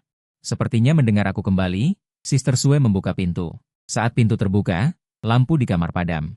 Saat ini, aku hanya bisa melihat bayangan Sister Sue yang cantik di depan pintu kamar. Bai Wanzhou berjalan ke meja dan mengambil pemantik api. Dia menyalakan api di lilin di atas meja. Aku sedikit terkejut dan menunjukkan ekspresi bingung. Kakak Sue? Ini kue ulang tahunmu. Ayo, buatlah harapan. Aku duduk dan melihat Sister Sue yang cantik duduk di depanku tanpa ekspresi, tetapi matanya dengan hati-hati menatapku. Aku merasa Bai Wanzhou saat ini menjadi lebih cantik dari sebelumnya. Kecantikan ini tidak bisa ditentukan oleh kata-kata, tetapi adalah kecantikan yang unik. Melihat lilin di depanku, aku menutup mata dan membuat permintaan dalam hati. Aku berharap kakak peri juga menyukaiku. Kemudian, aku meniup lilin dan membuka mata. Bai Wanzhou di samping merasa penasaran dengan keinginan adik kelasnya. Meskipun tidak tahu apa itu, dia berharap keinginan adik kelas ini bisa terwujud. Dia berharap orang yang memberinya kebahagiaan akan bahagia. Tepat pada saat ini, lampu ruang tamu menyala. Wajah Bai Wanzhou terdiam, seolah belum bereaksi. Kenapa orang ini tiba-tiba menyalakan lampu ruang tamu? Kakak kelas, ada apa? Aku menunjukkan ekspresi bingung. Kenapa aku merasa ekspresi kakak peri agak tidak wajar? Tidak apa-apa. Bai Wanzhou berdiri. Dia berjalan menuju kamarnya dengan tubuh sedikit kaku, dan terdengar suara sepatu hak tingginya menginjak lantai. Aku melihat ke arahnya, lalu terkejut. Kakak kelas, kau mau? Di depan, Bai Wanzhou mengenakan gaun mini putih bertali, memperlihatkan lengannya yang putih dan halus. Bagi Bai Wanzhou yang hanya memakai lengan pendek, bahkan gaun bertali pun terasa agak memalukan. Luar biasa, benar-benar sempurna. Penampilan kakak peri dengan gaun bertali. Mungkin seluruh Universitas Jiang tidak pernah melihatku. Bai Wanzhou memeluk tubuhnya, wajahnya sedikit memerah. Dia berkata dengan lembut. Apa aku cantik? Cantik, sangat cantik. Mendengar ini, Bai Wanzhou merasa lega. Dia tidak berbohong padanya, ternyata berhasil. Meskipun awalnya dia menolak, tetapi atas permintaan kuat Leng Yang, Bai Wanzhou akhirnya membelinya. Tapi saat ini, hatinya sangat panik. Setelah dilihat oleh Leng Yang, dia segera kembali ke kamarnya untuk berganti piyama. Keesokan harinya, melihat Bai Wanzhou akan keluar, aku bertanya, kakak kelas, bagaimana penampilanku beberapa hari ini? Bai Wanzhou sedikit ragu. Dia lupa tentang masalah ini. Namun, melihat ekspresi seriusku yang sedikit khawatir, dia tiba-tiba ingin menggoda adik kelas ini. Coba tebak. Dewi S berkata datar dua kata ini. Aku tidak bisa menebak maksudnya, tetapi kakak peri sudah pergi. Aku hanya bisa menghela nafas. Aku masuk ke kamar, membereskan barang bawaanku, dan melihat rumah ini untuk terakhir kalinya. Aku bertekad untuk tinggal di sini dengan bangga di masa depan. Kembali ke asrama, aku menerima pesan dari kakak peri. Isinya adalah kode rahasia bermain game denganku dan Su Xiaowen. Mengapa sekarang Bai Wanzhou yang mengirimnya? Mungkin karena mereka sekamar, dan Su Xiaowen memberitahu kakak peri. Saat masuk ke antarmuka game, aku memakai headphone. Sejak hubunganku dengan kakak peri semakin baik, dia bersedia berkomunikasi dengan suara saat bermain game. Tapi entah kenapa, beberapa waktu terakhir Su Xiaowen seperti menghilang, tidak menghubungiku. Apa dia marah? Wajar saja, Setelah mengenal kakak peri, aku tidak pernah mencari Su Xiaowen lagi. Seolah-olah aku menggunakan Su Xiaowen sebagai alat untuk mengenal kakak peri. Suatu hari nanti, aku harus mencarinya. Aku harus berterima kasih langsung kepada Su Xiaowen. Tepat pada saat ini, Wang Dachui melihat. Antarmuka game tempat aku bermain game dengan ragu bertanya, "Ini kakak kelas yang selalu kau bicarakan?" Mendengar ini, aku mengangguk dan tanpa sadar menjawab, "Ya." Begitu selesai bicara, aku tiba-tiba menyadari sesuatu, dan dengan panik mematikan mikrofon game. Habislah. Kakak kelas mendengarnya. Dan di apartemen guru, dia mendengar kata-kata yang selalu kau bicarakan. Bai Wanzhou juga merasa ragu, lalu di dalam hatinya timbul kegembiraan yang aneh. Sepertinya mengetahui kebiasaan senior yang suka berlari. Setiap hari aku akan datang ke lapangan dan berlari bersama senior, dan suka mencari topik untuk dibicarakan sambil berlari. Bai Wanzhou tidak suka mengobrol saat berlari. Namun, ketika junior di sebelahnya bertanya sesuatu, dia tidak ingin menghindarinya. Sambil mengobrol, dia menyadari bahwa dia sebenarnya tidak suka mengobrol saat berlari, hanya saja tidak ada yang menemaninya berlari, terutama jika orang itu adalah Leng Yang. Setelah berlari 6 putaran, Bai Wanzhou berbalik untuk pergi. Melihat aku masih duduk terpaku di lapangan, dia menoleh dan bertanya dengan lembut. "Junior, bukankah kamu akan makan?" Dia menoleh dan melihat Leng yang mengikutinya di belakang. Sepertinya dia tersesat. Dia bertanya dengan lembut, "Kenapa?" "Kakak, aku terlalu malas untuk pergi." "Aku akan pergi." "Senior, apakah kamu akan pergi?" Bai Wanzhou menunjukkan ekspresi tidak percaya. Dia mencari tempat kosong untuk duduk, lalu menopang dagunya dan menatapku. Aku segera bereaksi. "Aku mengerti. Kakak ingin aku membelikan sarapan, tapi aku tidak tahu apa yang biasa dimakan kakak." Jadi, di depan jendela, aku membeli beberapa macam makanan sesuai porsi gadis itu. Melihat Bai Wanzhou tersenyum tipis. "Bagus. Mulai sekarang, standar ini akan digunakan. Mulai sekarang, makanan yang dimakan Bai Wanzhou setiap pagi akan berubah." Makanan yang dimakan setiap pagi berubah. Dulu hanya beberapa jenis yang tetap. Bukan karena alasan khusus. Hanya saja dia kesulitan memilih dan tidak tahu apa yang harus dimakan. Jadi dia menetapkan makanan tetap. Setiap pagi langsung membeli. Dan sekarang sarapannya menjadi standar, yaitu apapun yang dibeli Leng Yang, dia akan memakannya. Ini adalah perasaan tidak perlu berpikir, kan? Bai Wanzhou sedikit mengerti mengapa begitu banyak orang yang berpacaran. Ada orang yang mengurusnya, tidak perlu berpikir. Ketika menghadapi masalah, tidak harus menyelesaikannya sendiri. Bisa dengan bangga meminta pasangan untuk membantu. Melihat pemuda di depannya, Bai Wanzhou tiba-tiba merasa jantungnya berdebar kencang. Sejak awal, saat menghadapi pemuda ini, dia masih bisa bersikap dingin seperti menghadapi orang lain. Tapi sekarang Leng yang seperti matahari kecil yang membuatnya tidak bisa bersikap dingin. Dia juga tidak tega menunjukkan ekspresi dingin. Sore harinya, setelah kelas, aku dan teman sekamarku pergi minum lagi di luar kampus. Saat itu, Bai Wanzhou mengirimiku pesan. "Sedang apa?" Tak lama kemudian, dia menerima foto kami berempat di kamar minum. Melihat pesan itu, wajah dingin Bai Wanzhou menunjukkan sedikit ketidakberdayaan. Kenapa junior ini pergi minum lagi? Tapi dia cukup lucu. 1 jam kemudian, kami naik taksi kembali ke sekolah. Shen Qiao melihat sesosok bayangan berjalan ke arah mereka dari kejauhan. Melihat sosok itu, sudut bibir Shen Qiao sedikit terangkat. Kemudian dia merangkul 2 orang lainnya dan kembali ke kamar. Hanya aku yang ditinggal berdiri di tempat. Tak lama kemudian, suara dingin Bai Wanzhou terdengar di telingaku. "Ayo pulang." Sambil berkata begitu, Bai Wanzhou masuk ke sekolah. Melihat punggung senior peri itu, aku mengikutinya dengan linglung ke apartemen. Bai Wanzhou membantuku duduk di sofa. Tiba-tiba, aku merasa pusing, dan kepalaku bersandar di bahu Bai Wanzhou. Wajah Bai Wanzhou berubah, dan jantungnya mulai berdebar kencang. "Ada apa? Kenapa junior ini tiba-tiba bersandar?" Sebelum Bai Wanzhou sempat bereaksi, sepasang tangan sudah melingkar di pinggangnya. Melihat Leng yang di sebelahnya. Junior ini tidak melakukan apa-apa yang tidak pantas. Setelah memeluknya, dia bersandar di tubuhnya dan tertidur. Entah mengapa, Bai Wanzhou merasa lega. Setelah tahu Leng yang tertidur, Bai Wanzhou mulai memperhatikan wajah Leng yang dengan serius. Bocah kecil ini. Kalau dilihat-lihat, dia cukup tampan. Dan aku tidak merasa keberatan berinteraksi dengannya. Dia mengambil minuman dingin itu dan membawanya ke kamar. Tepat sebelum menutup pintu, aku berguling di tempat tidur dan bergumam pelan. "Kakak peri, aku menyukaimu." Suara gumaman itu tidak keras, tetapi tepat masuk ke telinga Bai Wanzhou. Dia menutup pintu dan kembali ke kamarnya. Keesokan paginya, Bai Wanzhou keluar dari kamar. Dia menemukan seseorang tergeletak di ruang tamu. Dia berjalan mendekat dan dengan lembut menendangku dengan kakinya. Aku berguling dan terus tertidur. Melihat ini, Bai Wanzhou mengernyitkan keningnya yang indah.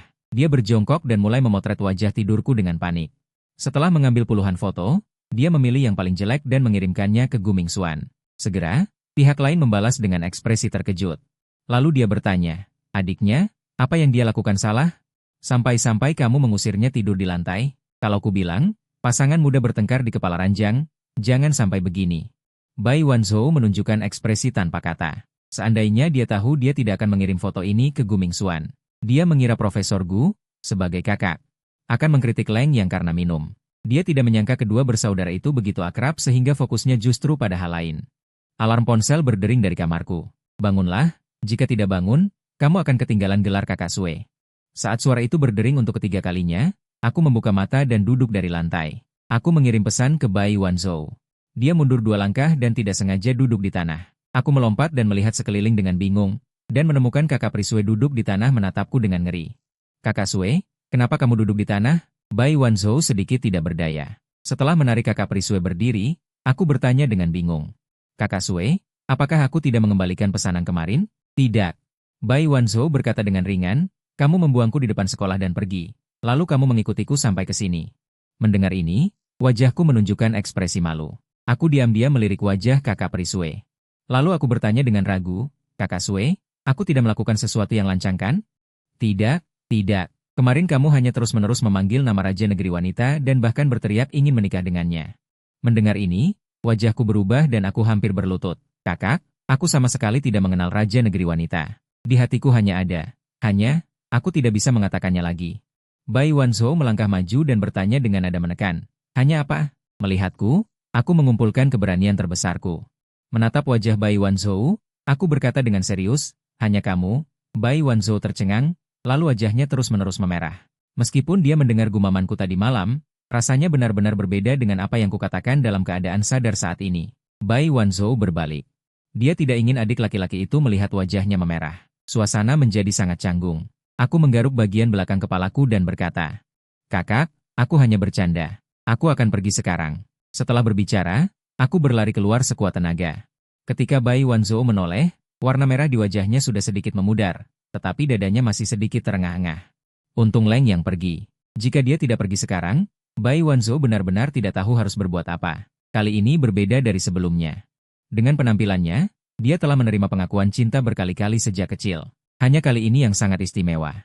Rasanya sangat berbeda dari sebelumnya. Sebelumnya, reaksi pertamanya adalah menolak setiap kali ada pengakuan cinta. Tapi kali ini, meskipun bukan pengakuan cinta. Namun, ia sedikit bingung. Meskipun belum pernah mengalaminya, ia tahu betul bahwa ini adalah awal dari sebuah hubungan. Karena itu, ia harus bersungguh-sungguh. Jika ia akan jatuh cinta seumur hidupnya, ia hanya ingin melakukannya sekali. Entah bersama sampai tua atau sendirian sampai mati. Di sisi lain, aku berlari ke bawah dan sengaja berbalik untuk melihat. Jika aku mengatakan hal impulsif hari ini, bagaimana aku akan berbicara dengan kakak Pri di masa depan? Sangat buruk. Setelah makan sarapan di kafetaria, aku bergegas ke kelas. Dalam perjalanan, aku kebetulan menabrak Su Xiaowen, kakak Pri, yang sedang sarapan. Su Xiaowen benar-benar merasa malu. Aku ada kelas, aku akan mentraktirmu makan lain kali. Su Xiaowen linglung dan tidak bereaksi sama sekali. Ketika dia sadar kembali, orang yang menabraknya sudah pergi.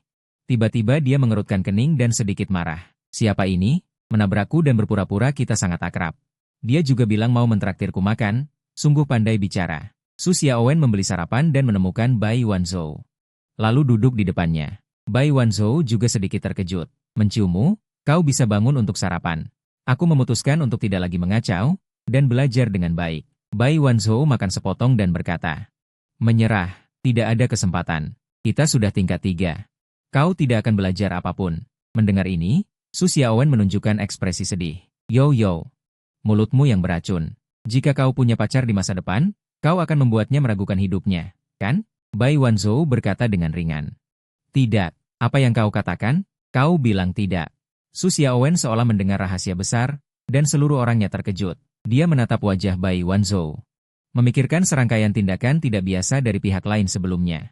Dia berani menebak bahwa pasti ada masalah. Yo, apakah kau pindah ke apartemen asrama begitu terburu-buru karena seorang pria? Kau menyembunyikan pria di apartemen asrama? Mendengar ini, Bai Wanzhou berkata tanpa ekspresi. Kau menebaknya? Itu benar. Kembali ke asrama, aku dan kakak Pri memulai kembali permainan ganda yang manis. Setelah bermain sebentar, Bai Wanzhou tiba-tiba berkata bahwa dia ada urusan dan segera offline. Sekarang jam 3 sore. Kakak peri seharusnya menghadiri pesta mahasiswa. Setelah hari ini, dia bisa melepaskan jabatannya sebagai ketua mahasiswa. Jadi aku meninggalkan asrama. Aku membeli 2 gelas susu teh di gerbang sekolah dan datang ke tempat pesta mahasiswa. Saat itu, Bai Wanzhou sedang membacakan pidato di atas panggung. Tiba-tiba dia melihat sosok yang familiar di belakang kerumunan. Sedang menatapnya. Hal ini membuatnya merasa tidak nyaman di atas panggung. Dia bukannya tidak suka ditatap. Lagi pula ada begitu banyak orang di sini. Banyak yang menatapnya. Hanya tatapan Leng yang memberinya perasaan aneh. Segera Bai Wanzhou menyelesaikan tugasnya. Dia berjalan ke arahku, tapi aku memperhatikan ada pengikut di belakang kakak peri. Dia adalah Wen Zishu, wakil ketua mahasiswa yang sekelas dengan Bai Wanzhou. Dia juga salah satu pengagum berat Bai Wanzhou.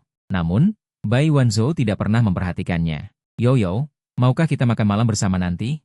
Aku akan mengajak orang-orang dari organisasi mahasiswa lainnya. Kita akan makan bersama. Aku tidak ikut. Bai Wanzhou tidak mengatakan apa-apa. Dia hanya ingin orang ini segera pergi. Yo, kita sudah bekerja bersama begitu lama. Bahkan jika kita keluar dari organisasi mahasiswa, kita tetap teman. Wen Zishu berkata dengan gigih. Bai Wanzhou berkata dengan sedikit dingin. Bukan teman. Kau tidak satu jurusan denganku. Dan kita tidak akan punya banyak interaksi di masa depan. Teman apa yang bisa kita miliki? Melihat Wen Zishu masih ingin bicara, aku melangkah maju dan meraih Bai Wanzhou. Di tengah keterkejutan semua orang, dia menariknya keluar dari lokasi kejadian. Jika di lain waktu ada yang memperlakukan Bai Wanzhou seperti ini, dia pasti sudah marah. Perasaan Dongxi menegang. Saudari Sue. Aku melihat pria itu agak lancang. Aku tahu, pahlawan menyelamatkan kecantikan. Bai Wanzhou berkata dengan acuh tak acuh. Ya, tepat sekali. Aku setuju dalam hati. Namun, meskipun ekspresi saudari Sue agak dingin, tangan kecil yang baru saja dipegangnya terasa hangat. Masih sangat licin dan lembut. Saudari Sue, aku membelikanmu teh susu. Bai Wanzhou menyesap teh susunya. Dia melihat label di atasnya dan berkata, setengah manis. Ya, aku ingat terakhir kali peri saudari Sue bahkan minum kopi tanpa gula. Jadi dia tidak suka manis. Jadi aku membeli teh susu setengah manis. Sedikit manis tapi tidak terlalu manis. Lain kali, jangan ada tapioka mutiara. Yang diminum adalah minuman, yang dimakan adalah makanan. Aku tidak suka ada makanan di dalam minumanku. Aku menunjukkan ekspresi bingung. Tunggu, poinnya adalah lain kali. Masih ada lain kali. Ekspresiku langsung sadar. Kemudian aku sepertinya teringat sesuatu. Kakak, sebentar lagi akan ada pesta olahraga. Aku berencana mendaftar untuk lari jarak jauh 3.000 meter. Wenyan Bai Wanzhou melirikku sekilas, matanya penuh makna. Terkadang Bai Wanzhou tidak perlu bicara. Dengan satu pandangan, aku tahu apa yang dia pikirkan. Bagaimanapun, ekspresi di wajah Bai Wanzhou hanya ada beberapa jenis. Aku sudah mengingat ekspresi mana yang berarti apa. Dan semakin aku akrab dengan kakakku, aku menemukan bahwa kakakku memiliki lebih banyak ekspresi. Kakak, lihat saja. Aku pasti akan mendapatkan nomor 1. Aku awalnya ingin mengatakan nomor 1, tetapi aku benar-benar tidak percaya diri. Benarkah? Bai Wanzhou tidak bereaksi terlalu banyak. Omong-omong, dia belum pernah berpartisipasi dalam pesta olahraga sekalipun selama 3 tahun kuliahnya. Jika dia tidak berpartisipasi di tahun ketiga, dia tidak akan punya waktu untuk berpartisipasi di tahun keempat. Bai Wanzhou berpikir apakah akan mendaftar beberapa item untuk pesta olahraga tahun ini. Kakak, jika aku tidak mendapatkan nomor 1, apakah akan ada hadiah? Mendengar ini, Bai Wanzhou tercengang. Dari mana kamu mencari ini? Begitu kata-kata itu keluar, aku tercengang. Sial, ketahuan. Aku mencari di internet cara mengejar gadis. Aku menemukan banyak cara. Salah satunya adalah menetapkan tujuan dan memberikan hadiah. Metode yang sangat vulgar ini dengan cepat ditembus oleh peri saudari Sue. Terlalu ceroboh, masih meremehkan kakakku. Melihat ekspresi bingungku, Bai Wanzhou Chenxi menjadi lebih rendah hati. Jika kamu bisa mendapatkan 3 besar, itu tidak buruk. Wenyan, ekspresiku langsung cerah. Namun, 3 besar masih agak sulit bagiku. Bagaimanapun, hanya ada lebih dari 3 orang di klub atletik yang berpartisipasi dalam nomor lari jarak jauh. Tetapi semakin sulit prosesnya, semakin mendalam arti melewati garis finish. Aku ingin membuktikan diriku kepada kakakku. Aku serius dalam hal perasaan. Melihat penampilanku, Bai Wanzhou hanya merasa sangat lucu. Adik laki-laki ini sama sekali tidak tahu cara mengejar gadis. Tapi apa peduliku? Bisakah kedua orang itu bersama? Tidak pernah bergantung pada satu pihak yang berkorban dan berusaha. Bai Wanzhou berkata, ayo pergi. Kemana? Saudari Sue. Ada seseorang yang ingin bertemu denganmu. Setelah mengatakan itu, Bai Wanzhou berbalik dan berjalan keluar kampus. Aku mengikutinya dengan sedikit bingung. Kami datang ke sebuah kafe di dekatnya. Aku melihat sosok yang familiar duduk di sana. Su Xiaosui, saudari Su. Mendengar suara itu, Su Xiaosui menatapku dan tiba-tiba menunjukkan ekspresi terkejut. Itu kamu, anak nakal yang menabrakku pagi ini. Ya, itu aku. Ya Uhti Susue, Bai Wanzhou duduk di sebelah Su Xiaowen dan berkata dengan samar. Ini adik Profesor Gu. Oh, jadi itu kamu. Su Xiaowen menatapku dengan sedikit penilaian. Siapa namamu? Jurusan apa? Tanya Su Xiaowen. Ah, aku menunjukkan ekspresi bingung. Bukankah Ya Uhti Su seharusnya sudah tahu ini? Ini Bai Wanzhou terkekeh. Su Xiaowen langsung sadar. Ya, aku hampir lupa. Yo bilang kita harus pura-pura kenal. Maksudku, apakah kamu akan melanjutkan studi? Ingin mengambil jurusan apa? Aku tidak tahu, aku baru tahun pertama. Tapi melanjutkan studi itu penting. Saran saya adalah, Su Xiaowen berbicara dengan fasih. Suara percakapan mereka sama sekali tidak sinkron. Bai Wanzhou memperhatikan dengan datar. Setelah aku pergi, Su Xiaowen menoleh dan menatap Bai Wanzhou lekat-lekat, seolah-olah dia melihat orang asing. Yo, adik kelas ini jelas-jelas menyukaimu. Bai Wanzhou berkata datar tanpa ekspresi. Bukannya banyak yang menyukaiku, ini berbeda. Su Xiaowen bersemangat. Dari sekian banyak orang yang menyukaimu, hanya adik kelas ini yang tidak kamu hindari, karena dia adalah adik Profesor Gu. Profesor Gu memintaku untuk menjaganya dengan baik. Bai Wanzhou menjelaskan dengan wajah datar. Penjelasan ini sangat masuk akal dan tidak ada celah. Pokoknya, biarkan Leng yang bertemu Su Xiaowen terlebih dahulu agar mereka saling mengenal. Agar kedua orang ini tidak bertemu tiba-tiba nanti, dan Su Xiaowen langsung membongkar semuanya seperti orang bodoh. Di sisi lain, setelah kembali, saya melakukan latihan keras untuk lari 3.000 meter. Akibatnya, karena berolahraga berlebihan, seluruh otot saya sakit keesokan harinya, jadi saya tidak berlari seperti biasa dengan Ya Uhti Sue. Sejak saya bergabung dengan barisan lari, ini adalah pertama kalinya saya tidak berada di lapangan pada waktu ini. Bai Wanzhou sekarang merasa lari sendirian sedikit membosankan. Tetapi dia selalu sendirian sebelumnya. Sejak kapan dia terbiasa berdua? Saat ini, pesan saya sampai ke ponsel Bai Wanzhou. Ya Uhti Sue, aku bangun terlambat hari ini. Bai Wanzhou membalas dengan N. Sebelumnya, wakil ketua klub Hanfu, Liu Jianglai. Juga ketua OSIS yang baru. Adik kelas Leng Yang, apakah kamu akan pergi sekarang? Mendengar ini, aku berbalik dengan bingung. Apakah ketua ada perlu sesuatu lagi? Liu Jianglai berkata misterius.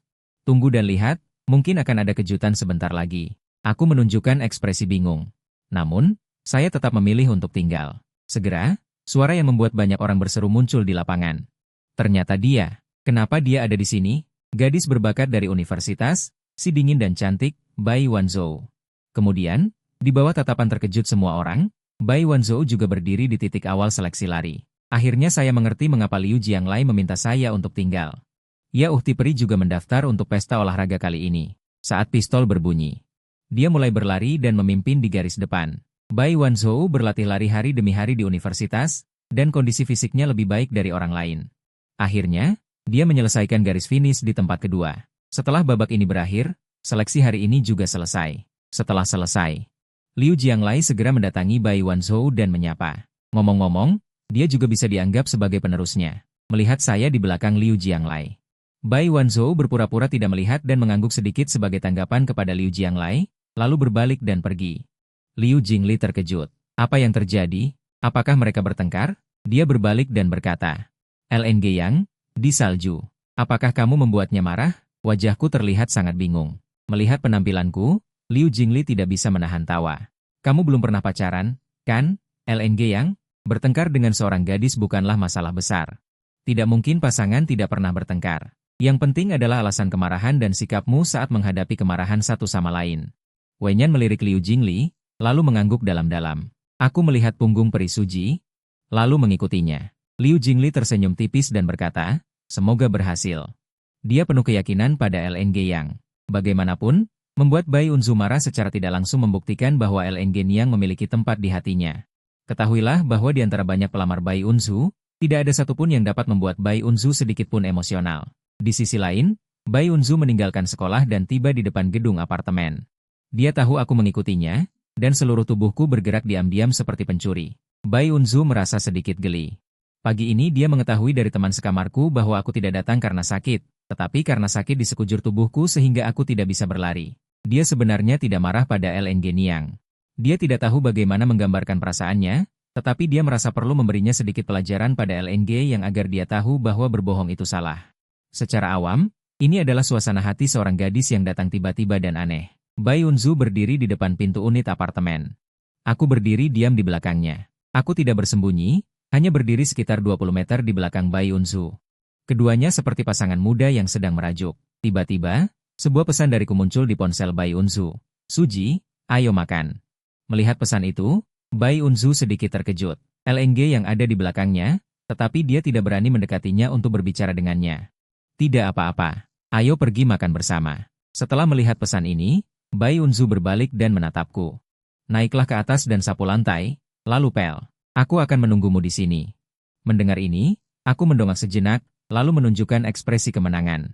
Ketika aku turun, itu sudah setengah jam kemudian.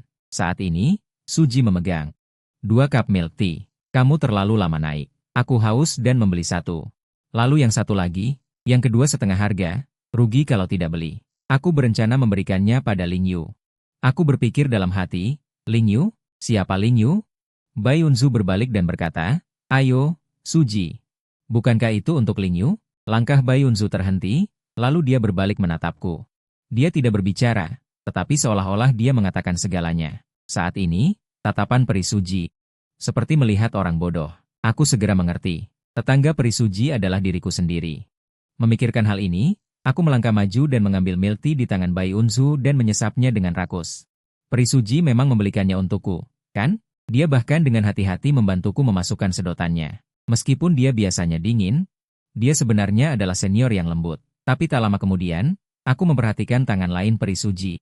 Memegang 1 cup milk tea utuh yang belum dibuka, dan senior itu, di balik sikap dinginnya, telah digigit. Untungnya kakak perempuan menganggapnya sebagai kecelakaan dan tidak melakukan apapun setelah makan. Aku kembali ke asrama dan mulai menulis novel. Meskipun akhir-akhir ini ada banyak hal yang terjadi. Novel, Xiang Yuanzhou, masih terus ditulis. Entah mengapa belakangan ini setelah mengenal kakak peri, hubungan antara protagonis pria dan wanita dalam novel yang kutulis semakin membaik. Semakin banyak pujian, bahkan sudah menunjukkan tren ke arah komik. Baru-baru ini editor juga mencarikanku seorang komikus baru. Namun, komikus baru ini sepertinya punya kepribadian yang sulit diajak bergaul. Dia tidak memberikan kontak pribadi, jadi kami hanya bisa berkomunikasi di platform novel. Di sisi lain, di apartemen dosen, Su Xiaowen berbaring di tempat tidur Bai Wanzhou. Tiba-tiba dia menyadari ada yang aneh dengan wajah Bai Wanzhou. Jadi dia bertanya, Wanzhou, ada apa? Kenapa aku merasa kamu sedikit senang? Benarkah? Kata Bai Wanzhou dengan tenang. Dia memang sangat senang. Banyak hal terjadi hari ini. Su Xiaowen melihat ada gambar di komputer Bai Wanzhou. Sepertinya itu sampulnya. Dan dibuat sangat indah. Ini sampul komik, Xiang Yuanzhou, kata Bai Wanzhou. Mendengar ini, mata Su Xiaowen membelalak. Apa? Buku ini bukankah yang kuberikan padamu minggu lalu? Benar. Bai Wanzhou biasanya punya kebiasaan membaca novel, tapi dia jarang membaca novel online. Setelah membacanya, dia tenggelam dalam pikirannya. Kemudian Su Xiaowen merekomendasikan buku, Xiang Yuanzhou, kepada Bai Wanzhou dan dengan yakin mengatakan bahwa setiap orang yang membaca buku ini tidak akan bisa menahan diri untuk tidak ingin jatuh cinta. Bai Wanzhou tidak percaya dan membacanya. Awalnya dia merasa sangat menyentuh. Sang protagonis pria tidak bisa mendapatkan cintanya dan hanya bisa diam-diam mengagumi sang White Moonlight, kekasih impian. Hingga kemudian dia bertemu dengan kakak perempuan itu, seolah membuka pintu dunia baru. Semua rasa frustrasi menghilang, dan Bai Wanzhou mulai menyukai buku ini. Setelah melihat para pembaca di kolom komentar meminta adaptasi komik, dia merasa bisa melakukan hal ini. Bagaimanapun, selain komputer, dia juga ahli dalam bidang profesional lainnya. Belum lagi kemampuan menggambarnya, bahkan membuat beberapa anime sederhana pun tidak masalah. Kemudian dia mengajukan lamaran sebagai komikus yang dikontrak. Ingin menangani adaptasi komik novel ini. Bagaimanapun, isi buku ini memang memiliki beberapa hal yang menarik perhatiannya. Bahkan membuatnya merasa sangat terlibat. Beberapa adegan dalam buku itu membuatnya merasa familiar. Dia melihat draft sampul di depannya. Gadis dalam sampul itu sangat cantik, dan anak laki-laki itu juga tampan. Karakter yang dia gambar memiliki prototipe sebagai referensi. Satu adalah dirinya sendiri, yang lain adalah hampir seminggu. Bab pertama adaptasi komik, Xiang Yuanzhou, telah selesai. Bab pertama sangat disukai pembaca, bahkan aku pun sangat puas. Setelah kelas pagi, aku kembali ke asrama. Melihat tugas yang diberikan guru hari ini membuatku pusing. Aku menghela napas, tugas ini terlalu sulit. Tunggu, bukankah kakak peri adalah seorang jenius komputer? Mengapa tidak bertanya pada kakak? Mendengar ini, aku meninggalkan asrama dan pergi ke apartemen dosen. Saat ini, Bai Wanzhou keluar dari kamarnya. Untuk apa kamu datang, kakak? Aku tidak bisa mengerjakan tugas. Aku membuka tugas kuliahku. Bai Wanzhou sedikit terkejut, lalu berkata, ini adalah mata kuliah dasar tahun pertama, kan? Kamu bahkan tidak tahu ini. Jika terus begini, kamu akan tinggal kelas. Kakakmu memintaku menjagamu. Jika kamu tinggal kelas, itu akan mempermalukanku. Mulai sekarang, aku akan membimbingmu dalam mata kuliah profesionalmu. Setelah berbicara, dia mengeluarkan sebuah buku dari kamarnya. Buku teori dasar ini harus dihafal 20 kata setiap hari. Setiap hari aku akan memeriksanya. Mulai sekarang, kamu tidak boleh keluar dari sini sampai selesai. Jam 2 siang. Aku duduk di sofa memegang buku, terlihat sangat lesu. Bai Wanzhou merasa perutnya sedikit sakit dan kembali ke kamarnya. Aku sadar mungkin ini masa menstruasi Kak Sue dan akan menjadi berantakan. Jadi aku meninggalkan buku-bukuku dan pergi ke lantai bawah untuk membeli gula merah.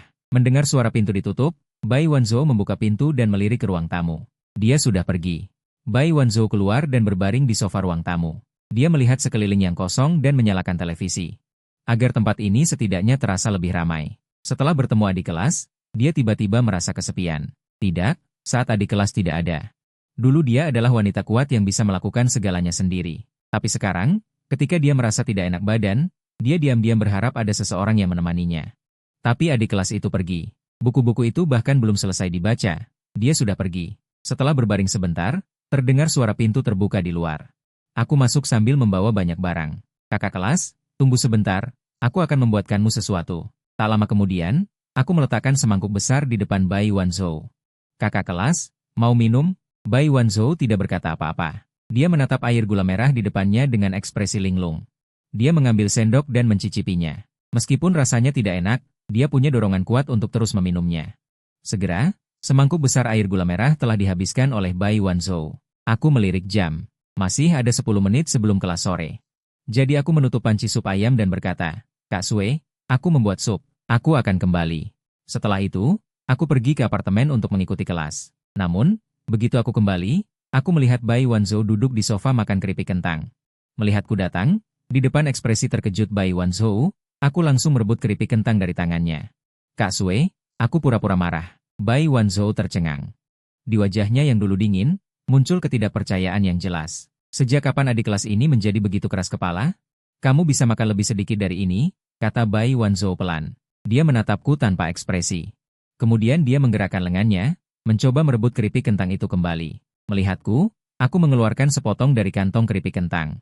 Kamu hanya boleh makan satu potong. Setelah berkata begitu, aku berjalan ke dapur sambil membawa keripik kentang. Melihat bagaimana supnya dibuat.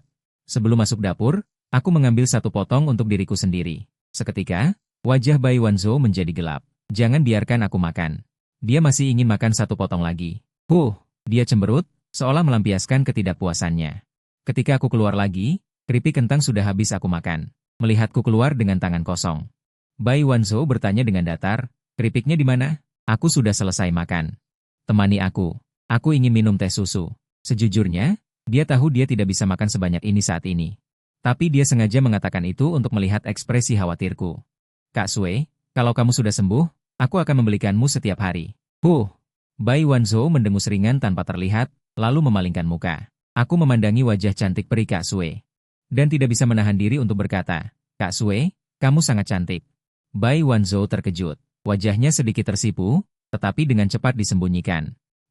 Pandai sekali bicara. Segera waktu berlalu hingga hari pertandingan sekolah. Ketika giliran nomor lari jarak pendek putri, peri kakak kelas berdiri di lintasan, menarik perhatian besar. Di antara mereka, aku adalah yang paling keras berteriak. Nyaris saja menenggelamkan suara mikrofon MC. Saat ini, semakin banyak orang di antara penonton. Dari 70-80 orang di awal. Sekarang sudah ada 3 hingga 400 orang. Sejak Bai Wanzhou mengundurkan diri sebagai ketua OSIS, Dewi S ini jarang muncul di sekolah. Namun, terbukti secara real-time bahwa popularitas Dewi S masih sangat tinggi. Setelah berlari, Bai Wanzhou berjalan menuju area istirahat atlet. Dia melihat ke arah penonton. Meskipun jumlah penonton bertambah, dia masih ingat di mana aku berada. Memikirkan bagaimana adik kelas itu terus berteriak menyemangati barusan. Bai Wanzhou berkata dengan lembut, dasar bodoh. Sebentar lagi akan ada lari jarak jauh 3000 meter putra. Aku berdiri gugup di lintasan. Bunyi peluit terdengar. Aku mengikuti grup terdepan, tidak berani tertinggal. Saat ini, Bai Wanzhou berada di atas rumput di tengah lapangan, matanya tidak pernah lepas dariku. Tidak lama kemudian, juara pertama dan kedua berturut-turut melewati garis finish. Sementara aku harus sprint untuk meraih posisi ketiga. Aku mengertakkan gigi, mengerahkan sisa tenagaku. Saat aku hampir menyusul kedua orang di depan, Wen Zhishu, yang sudah tertinggal 2 putaran, memperhatikan Bai Wanzhou di tengah lapangan. Dia melihat tatapan Bai Wanzhou tertuju pada sosok di belakangnya. Dia menoleh dan melihat bahwa itu adalah orang yang membuatnya malu terakhir kali, Xin Sheng. Saat ini, tatapan Bai Wanzhou adalah sesuatu yang belum pernah dilihatnya selama 2 tahun terakhir. Memikirkan hal ini, dia menunjukkan ekspresi tidak mau mengalah. Saat aku akan melewatinya, dia berpura-pura jatuh dan terjatuh ke samping. Saat aku sedang sprint, otakku kosong, mataku hanya tertuju pada lintasan di depanku.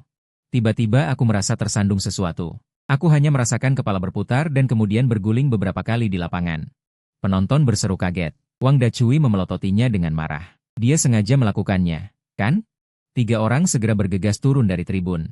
Bai Wanzhou juga sudah berada di sampingku. Aku yang terbaring di tanah hanya punya satu pikiran saat ini. Habis sudah, Qian San hilang.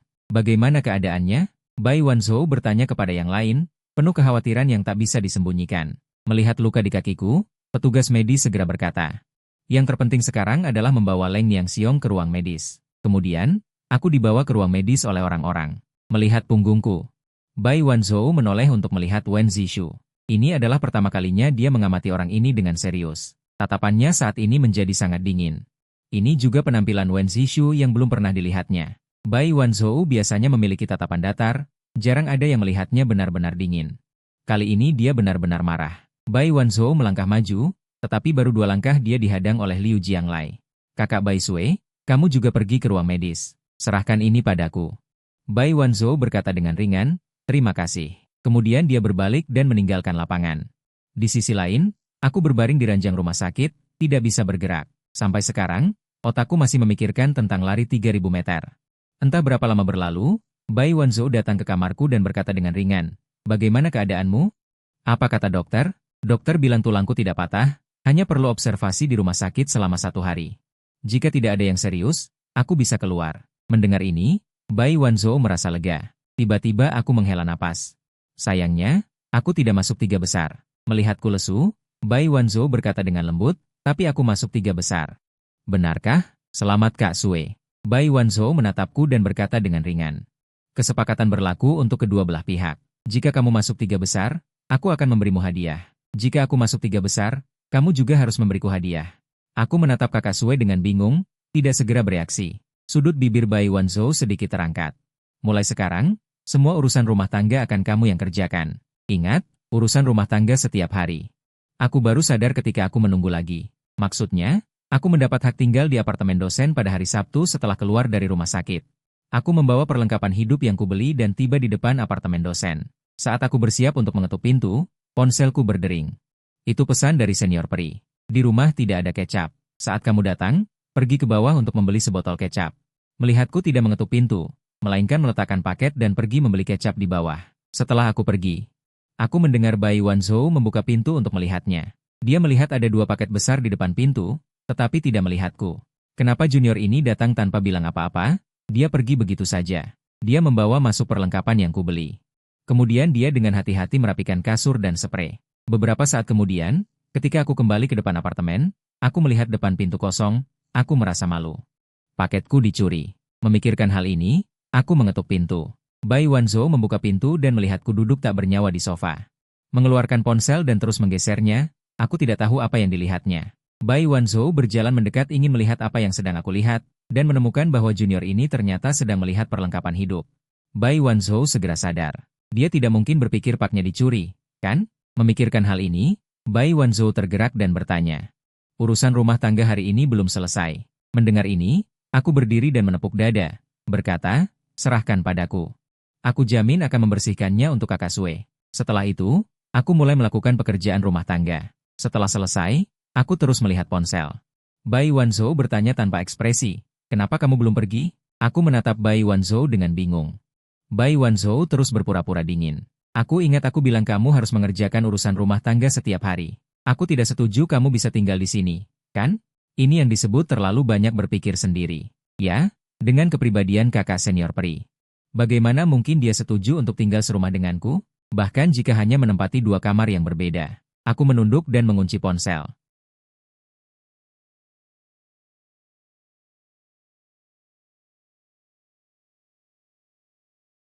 Apakah junior ini tidak senang karena dia membuatnya kesal? Leng Yang, suara kakak senior peri terdengar di telingaku.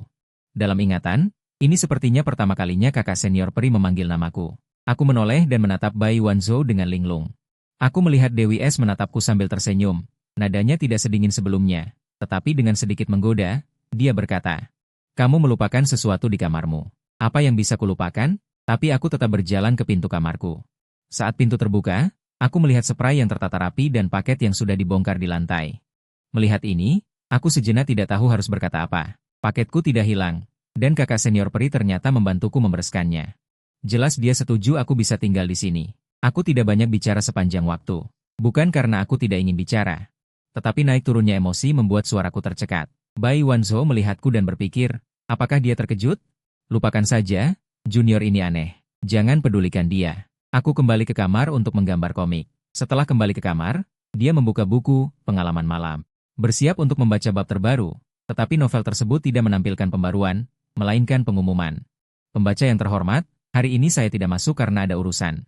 Kaki saya pincang beberapa hari yang lalu tetapi saya tidak meminta izin. Tetapi urusan hari ini sangat penting. Dia terus menggulir ke bawah dan melihat komentar yang disukai penulis. Penulis? Anda tidak pergi menemui Dewi, kan? Jadi kamu terlalu bersemangat dan menunjukkannya. Melihat komentar ini disukai oleh penulis, ekspresi Bai Wanzhou menjadi aneh. Ternyata, dia telah memposting pembaruan status, kembali ke akar, beberapa hari yang lalu. Memikirkan hal ini, Bai Wanzhou sepertinya teringat sesuatu. Dia membuka gelembung hijau milik Leng Yang. Dan melihat halaman berandanya. Di bawahnya, nama pengguna Leng yang ditampilkan, kembali ke akar. Melihat ini, Bai Wanzhou merasa sedikit aneh. Saat pertama kali menambahkan gelembung hijau milik Leng Yang, dia belum membaca novel ini.